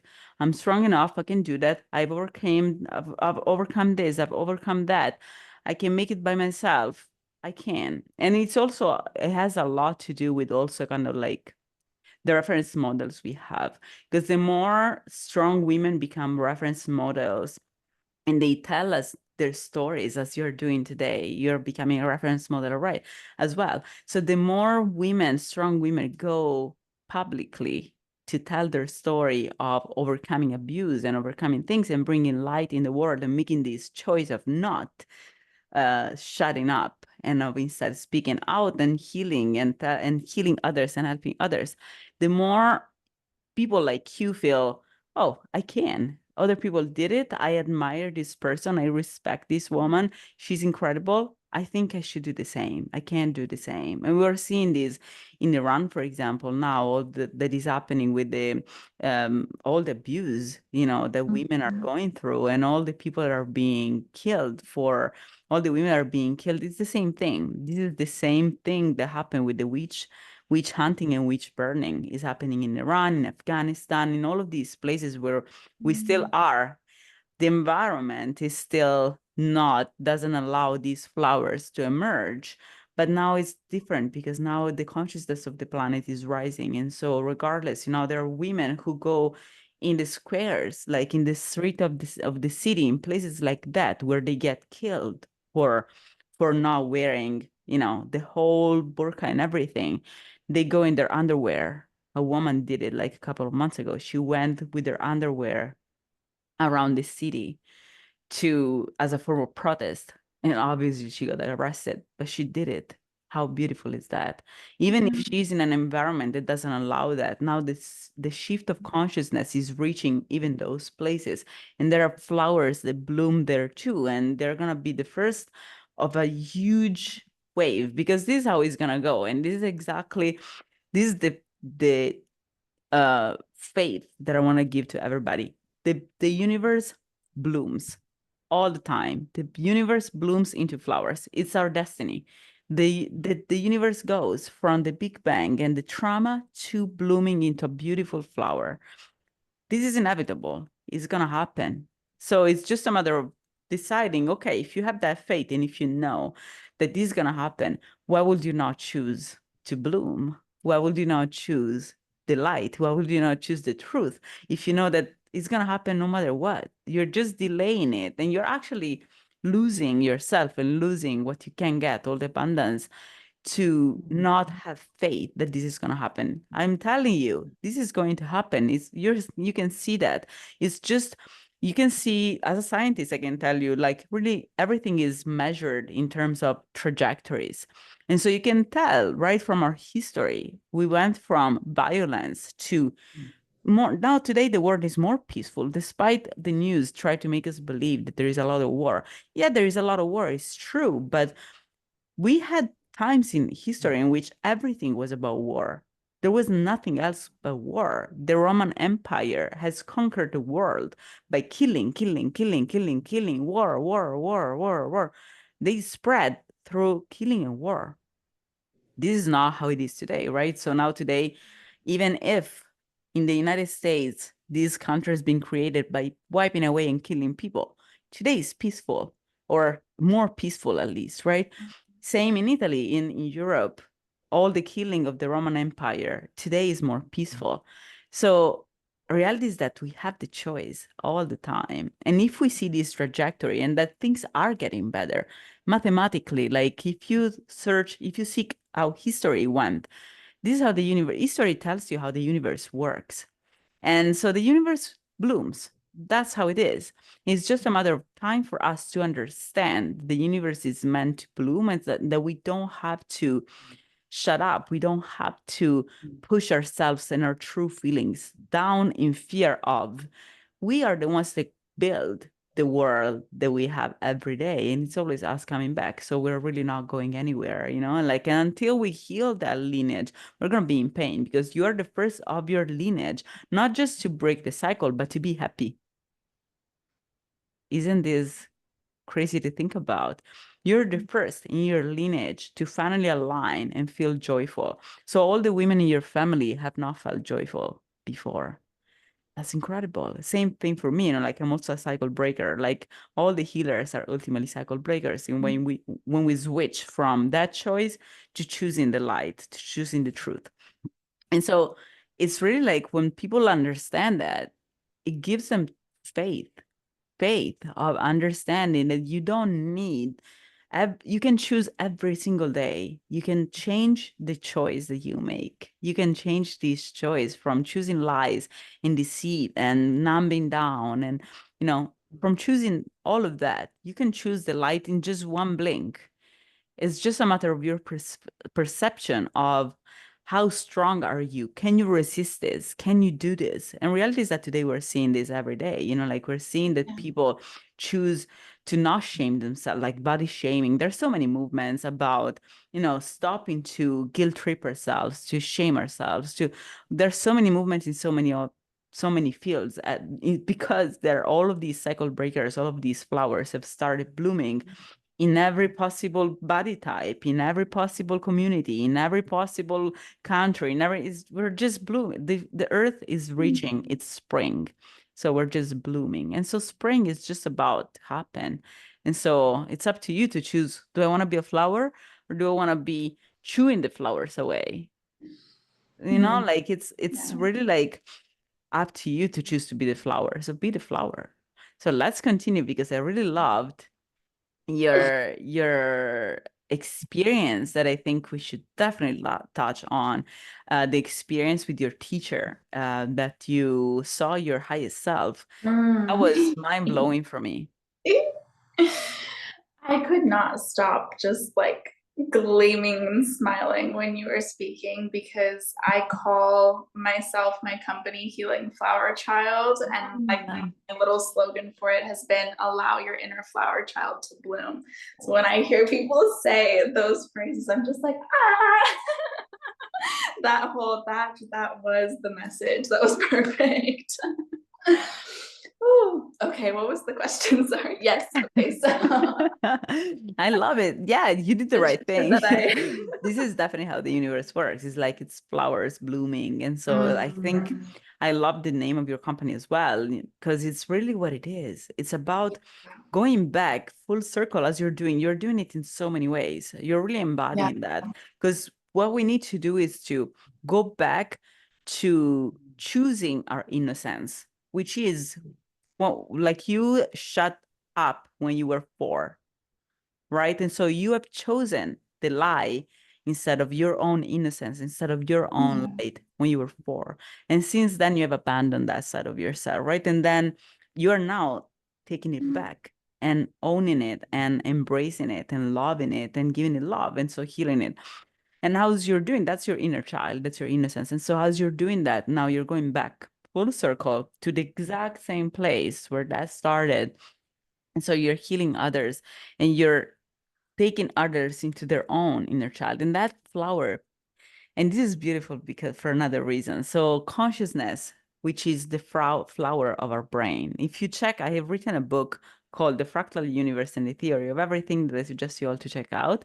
And I explain how everything in us is really like a fractal and we ultimately bloom into a flower in a lot of ways. And our flowers in terms of body are our eyes. And if you look at the shape of our iris, it's like a flower. And our tongue is like all of the, if you see at the microscopic level, the tongue is like a field of flowers. That's really what it is. And our brain, literally, there are flowers in nature that look exactly like the brain, like with the same exact shape. So the ultimate part of the flower of our brain is our cortical brain, which is the conscious part of the brain. So how the conscious part of the brain works, the cortical part of the brain works, is that we always say, let consciousness emerge. Why do we say that? Because how it actually works is that the cortex tries to work, but stress turns it off. And so when we are in our reptilian and limbic brain, we turn off our cortex. And so the cortex is trying to emerge. It's this flower that is trying to bloom. But because it's we push it down, then it can't bloom. But as soon as we stop being under stress and we allow spring to happen, spring happens. And so finally, like the consciousness can emerge. And so this is the same thing as the inner child, right? Because you were pushing it down. It's not that it wasn't there. It was there and it was ready to bloom from the very beginning. It was ready to bloom from the very beginning, as much as the flowers of the world. We are ready to bloom from the very beginning. But there's so many things pushing us down from trauma, generational trauma, our society, patriarchy, so many things. And literally there are fraternities that literally work on this daily. Like I literally know by personal experience, fraternities made of thousands of people that literally try to push down women daily in a lot of ways and to prevent the healers from healing the world. But this is exactly how it works. This is exactly how the universe works. It's like if you allow consciousness to emerge, it emerges. And so we just have to allow consciousness to emerge. We just have to allow our inner child to bloom instead of pushing it down, our innocence, our light to bloom instead of pushing it down. So what you're doing is incredible because you're basically creating a fertile environment for those kids, for their inner child to bloom. And I don't think you're really fully, completely aware of this in a sense, because it's really like from a physical perspective, you're really doing something that is physically embodied, it's physically ingrained in the universe. That's how the universe works. As soon as someone heals, then it goes back and creates fertile ground for others to bloom. And it's really how things happen. And then the temperature of the earth is changing also because we're getting towards spring in a sense, so there's so many things that are just simply required for us to bloom. But once we heal, once one person heals, then it can create those things and it can generate those things and create a fertile environment for others to bloom. So let's talk about your teacher experience, because that was really incredible. So you were saying that you were in a meditation. Yes. So this woman, her name is Mel Ma. She's absolutely incredible. One of my favorite teachers I've come across. I've been extremely lucky to attract just fantastic teachers in this life. She is like words don't do it justice. I completed a training with her called Mindful Manifestation. And so this was an 8-week program in which every 2 weeks we practiced a different value. Value is channels that energy moves. So there's 4 that we practice. There's 5 total, and we would practice it for 2 weeks every day. There was a yoga practice, a chakra meditation practice, and journaling and books I was reading. What else? We would do weekly meetings with everyone who was in that cohort. So it was myself and I want to say maybe 11 other women. And that's been a common theme for me this year as well, as being in these rooms or in these spaces with all females, which I think is really beautiful. It's just a different kind of energy. And obviously, I love spaces where there are men present as well. And I've really recognized that men are able to be healers as well. That was a realization for me. There was one point where I was like, no, it's just us. But I do have a special place in my heart for these kind of spaces where you're really in a circle of women, because I think it is a shared experience in a closer kind of way. And the culmination of this training was a one-on-one session with Mel, in which she guided us to have a visual of our highest self. And this is something that I kind of incorporate into my teaching now too. Like, it's a broader thing: visualization, meditation, drawing what you want, those visuals, into your reality through manifestation, through mindfulness. And these sessions were supposed to be online, but things always work out the way they're supposed to. And I ended up at her home, which was just a more surreal, incredible, like close experience for me because we did this meditation in her Zen garden in her like backyard. And I really, the way I described it is pretty accurate, and that like I was just like a ball, a mess at the end of it. I physically could not speak, and I think it was because it was such a block for my Vishuddha that needed to be undone that was coming up. And that was, like we mentioned, my shame around my past patterns, around myself. And that goes back so much further than just what we've already mentioned. I think it starts, as everything does, from childhood, and the shame that I felt maybe around my heritage or around my cultures in like a public school setting. Um, What's your heritage?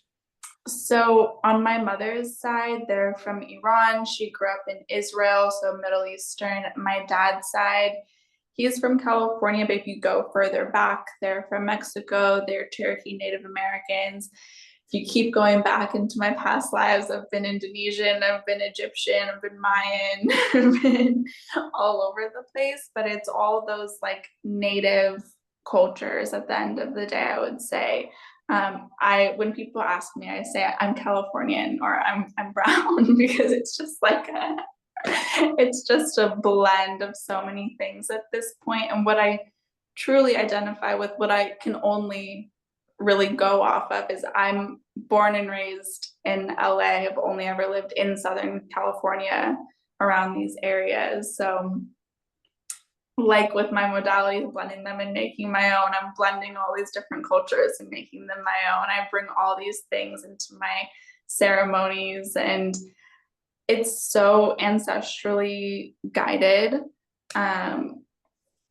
I've said before, like, I'm not making these choices. I'm just doing like what my great grandma was telling me to do, or so on. And that just goes to say, like, being a living embodiment of spirit, of God, letting that live through you, being a clear vessel. Oh, this is so true. We should always do an Mm-hmm. entire episode on this. And like nutrition is so important to like be clear as well for your body to be able to Mm-hmm. channel energies. But so Mm-hmm. let's go back to your, so why did you feel shameful for your heritage? I think at the time, I did not, I remember feeling uncomfortable with telling people I had Mexican heritage for some reason. And I don't know if it just had to do with what's coming up for me right now is when I was in middle school, the groups of people at that school, it felt at times divided by culture. I lived in the valley in Los Angeles, so there's a strong Middle Eastern, there's a lot of Israelis, Armenians, Persians, and I more closely identified with that part of my heritage because I was truly raised by my mother and my mother's family. And I was at my grandma's house like twice a week. And so that's the language I heard, and that's the culture and the traditions that I grew up with. And on my dad's side, he was quite removed from his family, and that like I don't remember, like he had siblings that he didn't speak to at the time, and the ones that he was close with like lived far away, or they had there's one in particular that I'm thinking of who just has like severe like mental disorders that has kind of caused him to be like almost in a way like an outcast, or like that person who gets pointed out in the family. And so I feel that he did not have a strong connection to his heritage, to his parents. His parents passed away when I was still a baby. And so I didn't have people in my family who spoke Spanish or who taught me about anything. I think I was just like hating what I didn't know, like that fear of the unknown. And what I was speaking of when I was mentioning my middle school is that there was such a close sense of community between the people who were of Middle Eastern descent, that they almost like weren't friends with others. This is very typical, actually. Unfortunately, people who are Mhm. who tend to be like Middle Eastern descent, they tend to bond with each other a Yeah. lot. This is something also Italians tend to do a lot. Like, And what, sorry to cut you off, when I went to college, it was the same thing. I went to UC Irvine and there was such a large Asian population that they also really stuck together and kind of gave you like a weird, I don't know, it could just be how you're receiving it, but it almost felt like they would give me like a weird look sometimes if I'm the minority in that situation. yeah, yeah. Like my culture is Asian as well. It's like East Asians in the same continent, but we have these false ideas of separation and division. So Yeah, absolutely. that's where Borders. True. That's what everything is about ultimately. And like a lot of these cultures, like of we're talking about Iranian culture, like Persian, a lot of these cultures, including Italian, and I'm Italian, right?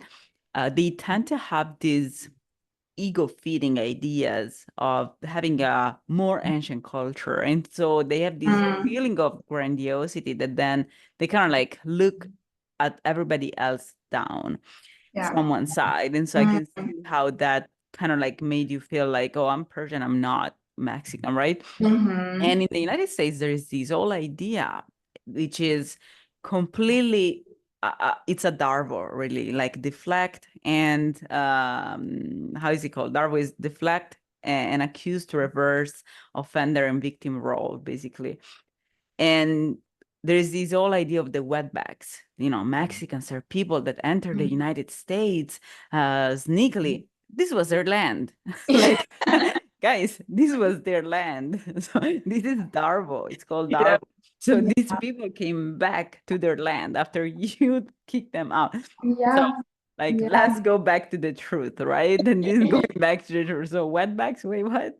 So it's like you rob someone's home, get in, break in, and then when they try to get back in and you change the lock, and now Yeah. you're like, oh, they're trying to get back in. How dare you? Say what? And so there is a whole culture in the United States that is ultimately incepted into the population to make them believe that, you know, they're just better. These wetbacks come back to here. It's like, guys, and not only that, but like the government ultimately pretends to allow these people in illegally without, so basically they pretend to not know that people are entering illegally. What they're actually doing is they're leaving some doors open on purpose because Mm. there is a huge business behind illegal workers. Like if Mexicans enter illegally in the United States, they have no rights, and they are basically a new form of slavery. And these countries always started with slavery, right? And so immigrants and illegal immigrants represent a new form of slavery in the United States because slavery is now illegal, and so they do that in a different way. But they pretend to label those people as, you know, illegal workers, illegal immigrants and everything, and all, you know, they're stealing our jobs, they're coming to parasite us. And I think the Korean movie Parasites really described perfectly this Darvo, this like complete, you know, turning the table completely around, right? That doesn't make any sense. These people are coming back to their land. They are doing the worst jobs with the lowest incomes. They're forced to live in places that are often ghettoized, thanks to the fact that the government allows them to enter illegally and doesn't give them rights. So don't believe anything that people tell you about that. It's like all this is completely around, but you see how it reflected on your experience, and then you as a kid felt ashamed of a culture that is incredible. Like Native American culture is just, there's so much wisdom is just unbelievable how much wisdom there is in that culture.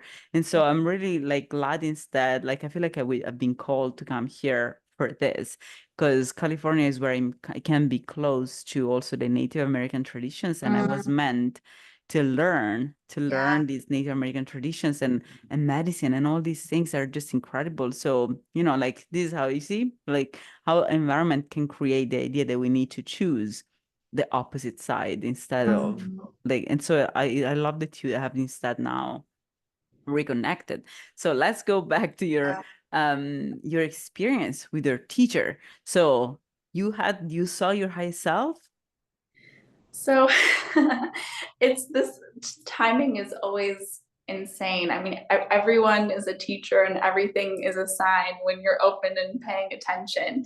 And last night, just yesterday evening, I was in a class and I was almost brought to tears because I got the message of like, you are as like you, how do I say?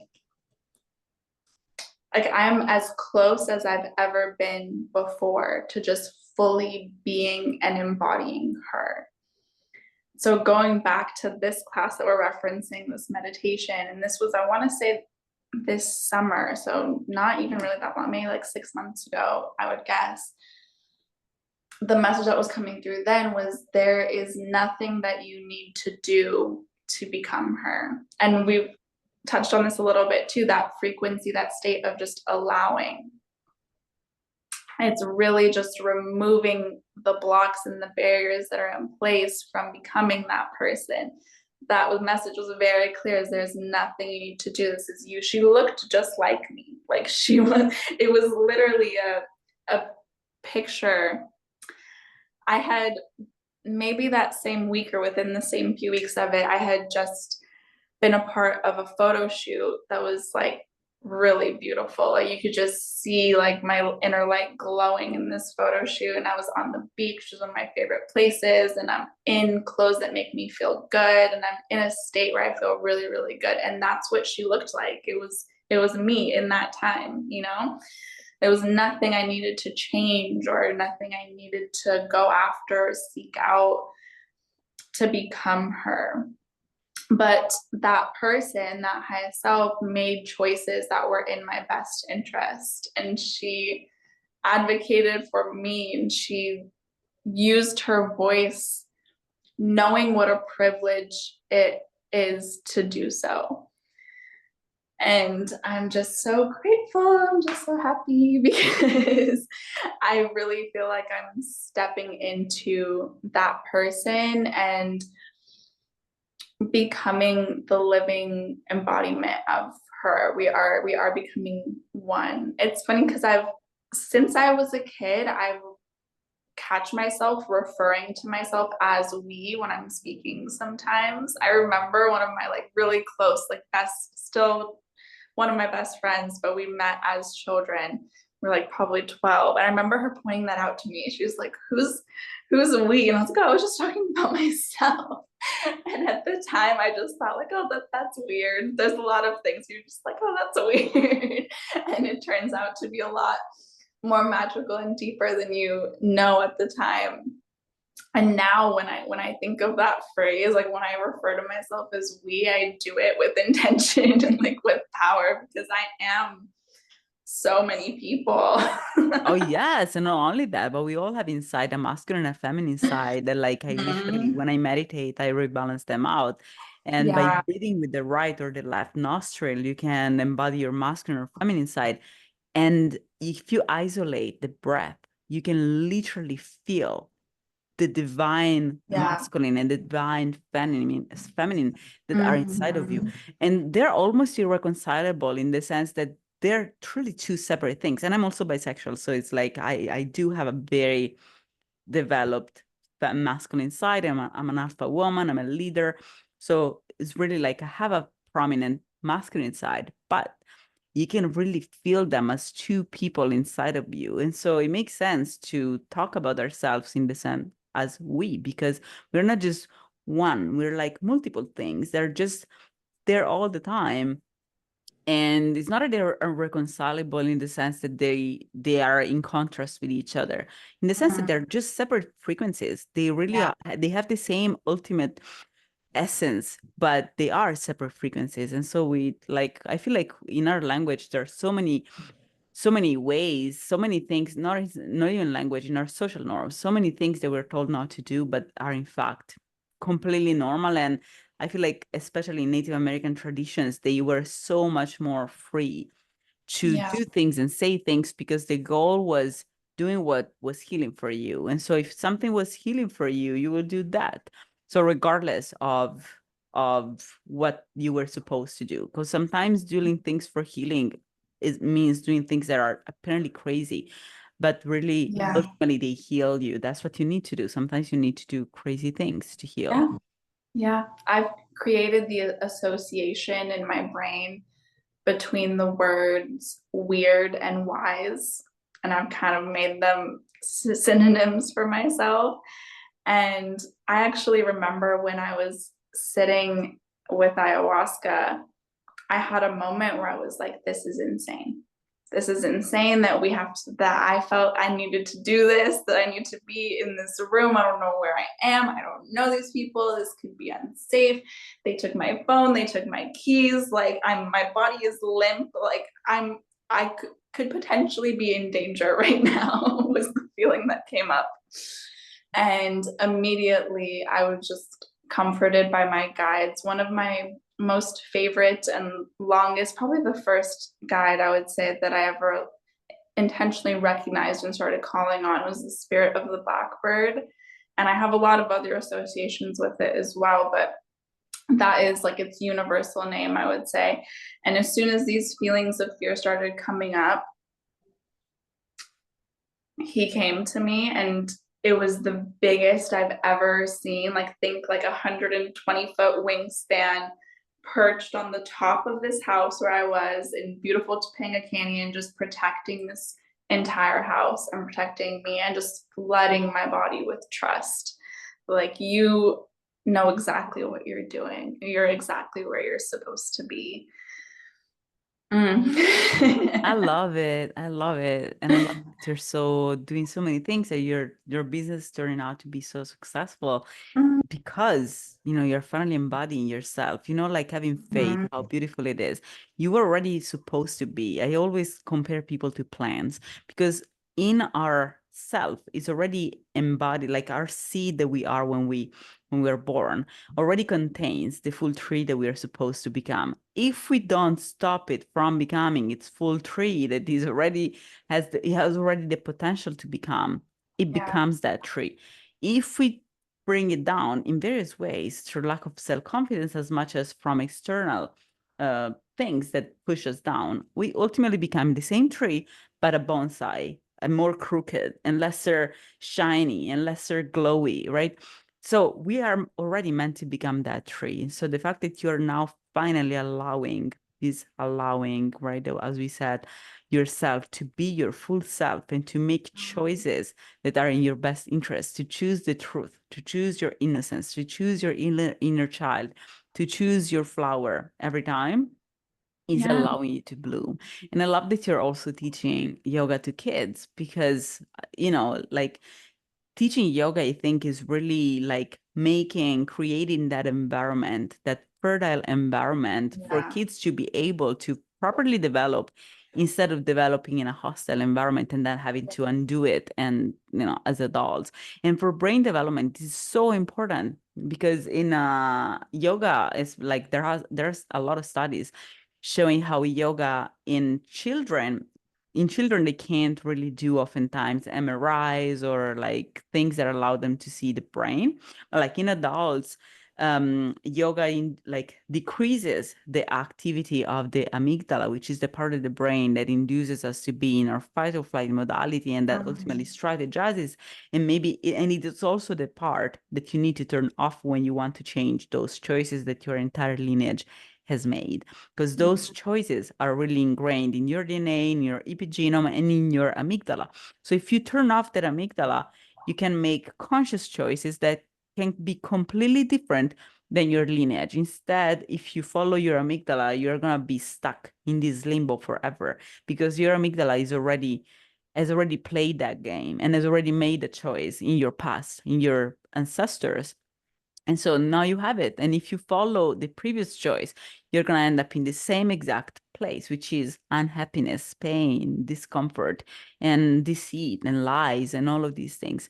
And instead, if you finally turn off the amygdala, which is something that yoga allows people to do, to turn off the amygdala and to turn on the prefrontal cortex and the cortical brain in general. And so once you do that, then consciousness is a completely different modality, because consciousness allows us to make new choices, to be creative. And so placed in the same exact position with the same exact choice that your entire ancestral lineage has been put in front before and so far, you can be creative instead. And you can be like, I don't want to choose what everybody else has done. I can be the cycle breaker. But that happens only if you are in your cortical brain, in a sense, or if you are strong enough, or you have the characteristics needed to make a different choice, right? And so you can do that consciously, even regardless of your genetics, regardless of what you have been through. You can really, through yoga as an adult, you can allow your body, your consciousness to emerge. And by doing that, you're going to be able to be creative instead of stuck in the previous choices that your lineage has made. You're going to be healing your whole lineage, healing yourself, and healing the world.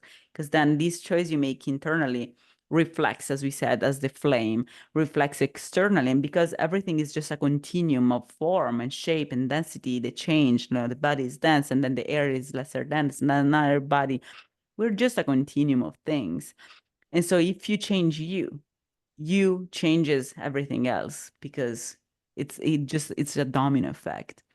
And that's how we got today to be able to have this podcast through history, thanks to people like us changing the world a step at a time, and like a domino effect through time, having this beautiful capability of expressing ourselves. And in kids, yoga does something the same, basically. Like, it really allows them to have better cognitive abilities. So send your kids to do kids yoga. Please do so.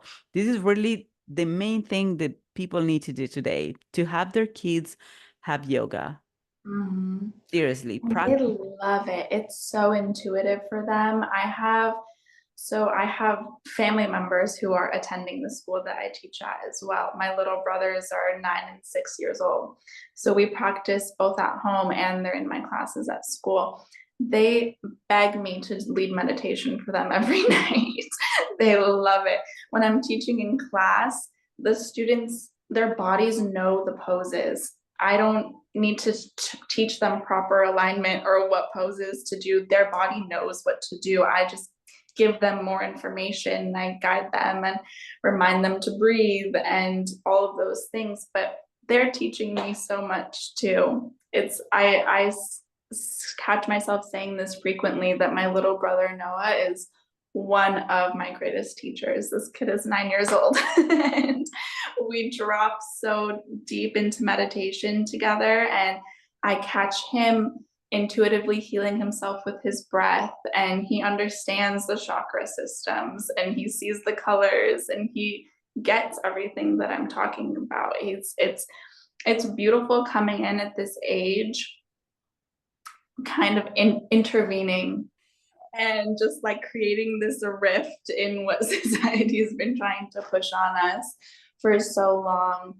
And it reminds me of my own conditioning, how many times family members, even that I looked up to, that I respected as a kid, said things probably unknowingly, probably coming from their own conditioning and their own trauma. And so I don't put blame on anybody, but there's definitely things that I can still vividly remember that actively killed my creativity as a kid.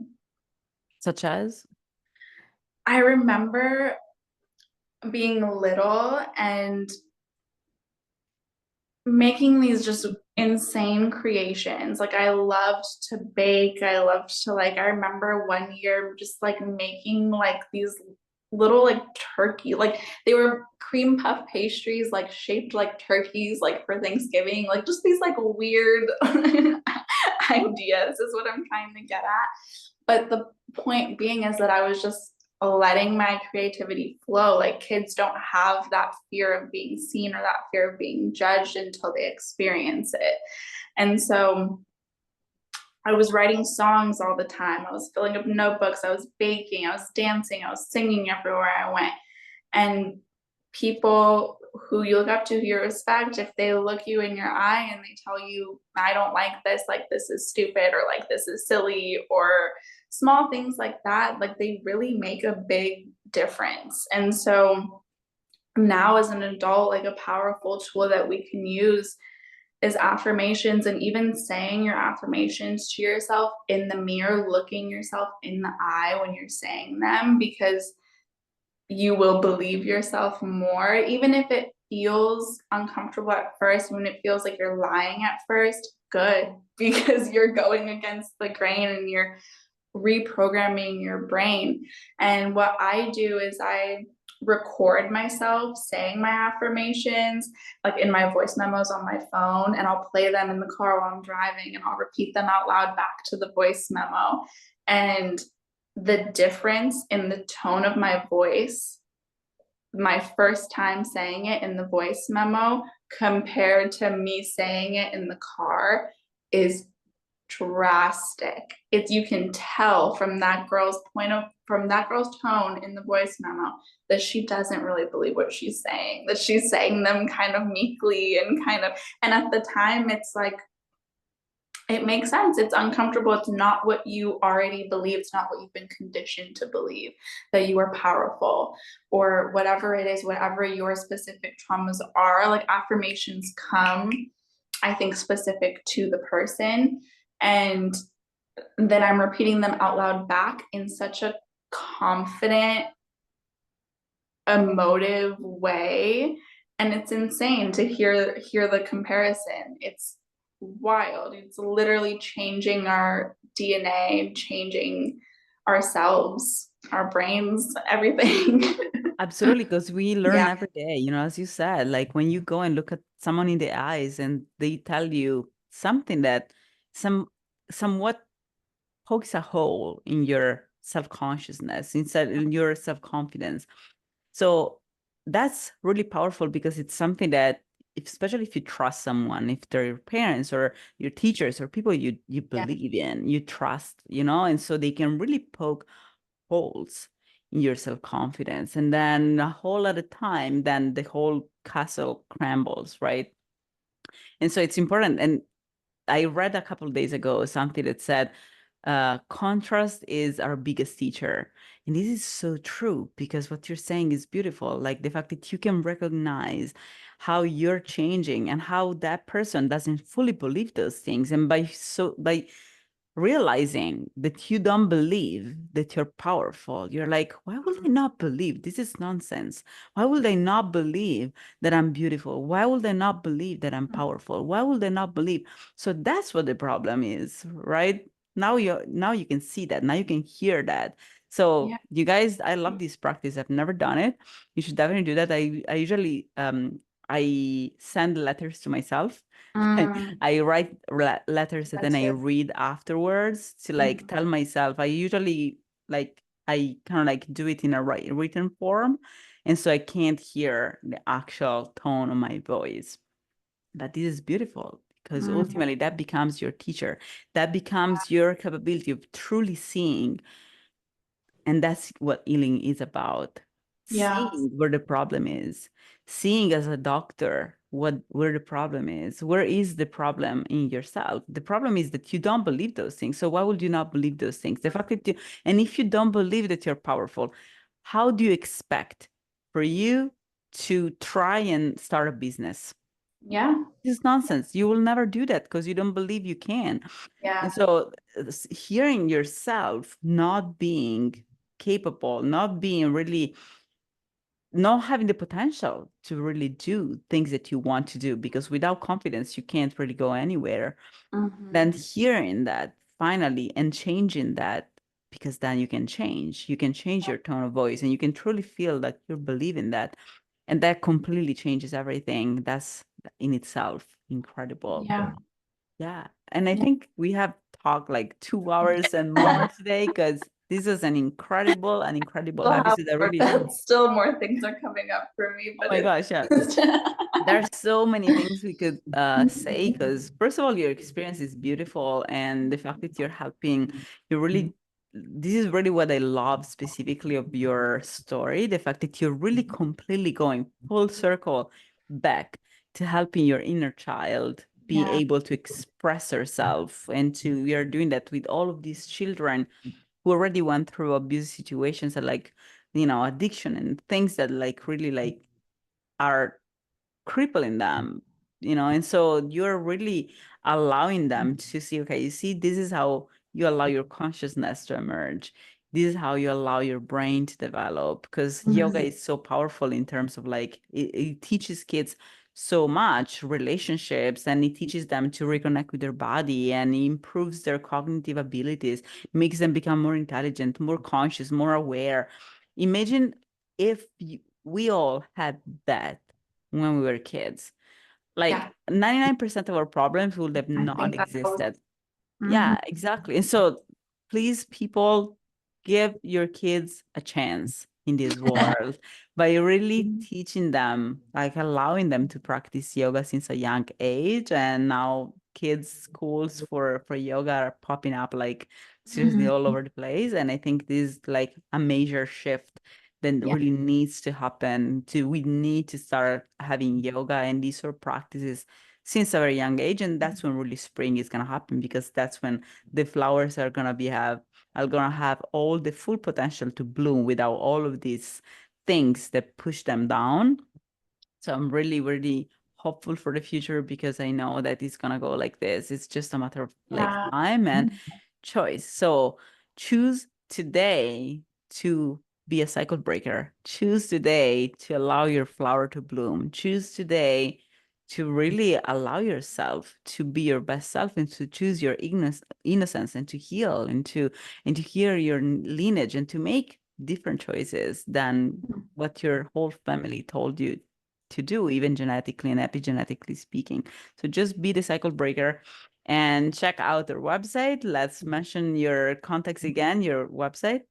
Yeah, it is healingflowerchild.com. You can find me online pretty much anywhere under that name, Instagram, TikTok, all the things. And in addition to these organizations that I work with, I also want to shout out a couple of the studios in LA that I teach at and host wellness events at. Today, I'm here at Open Heart Studios, which is a beautiful, beautiful space in Redondo Beach. And I also work with Zula Den in West Adams in Los Angeles, which is just a light in this dark city. And I work with clients one-on-one all the time as well, and go to people's homes, which is beautiful as well.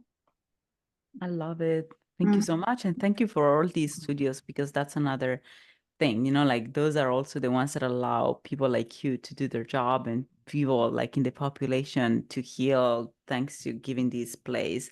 So this is incredible. And thank you so much for being here. And you guys can find me as usual at 360holisticcoach.com or 360holistic.coach on Instagram. And I'm gonna put all of these links in the description of the episode, that you guys can find them.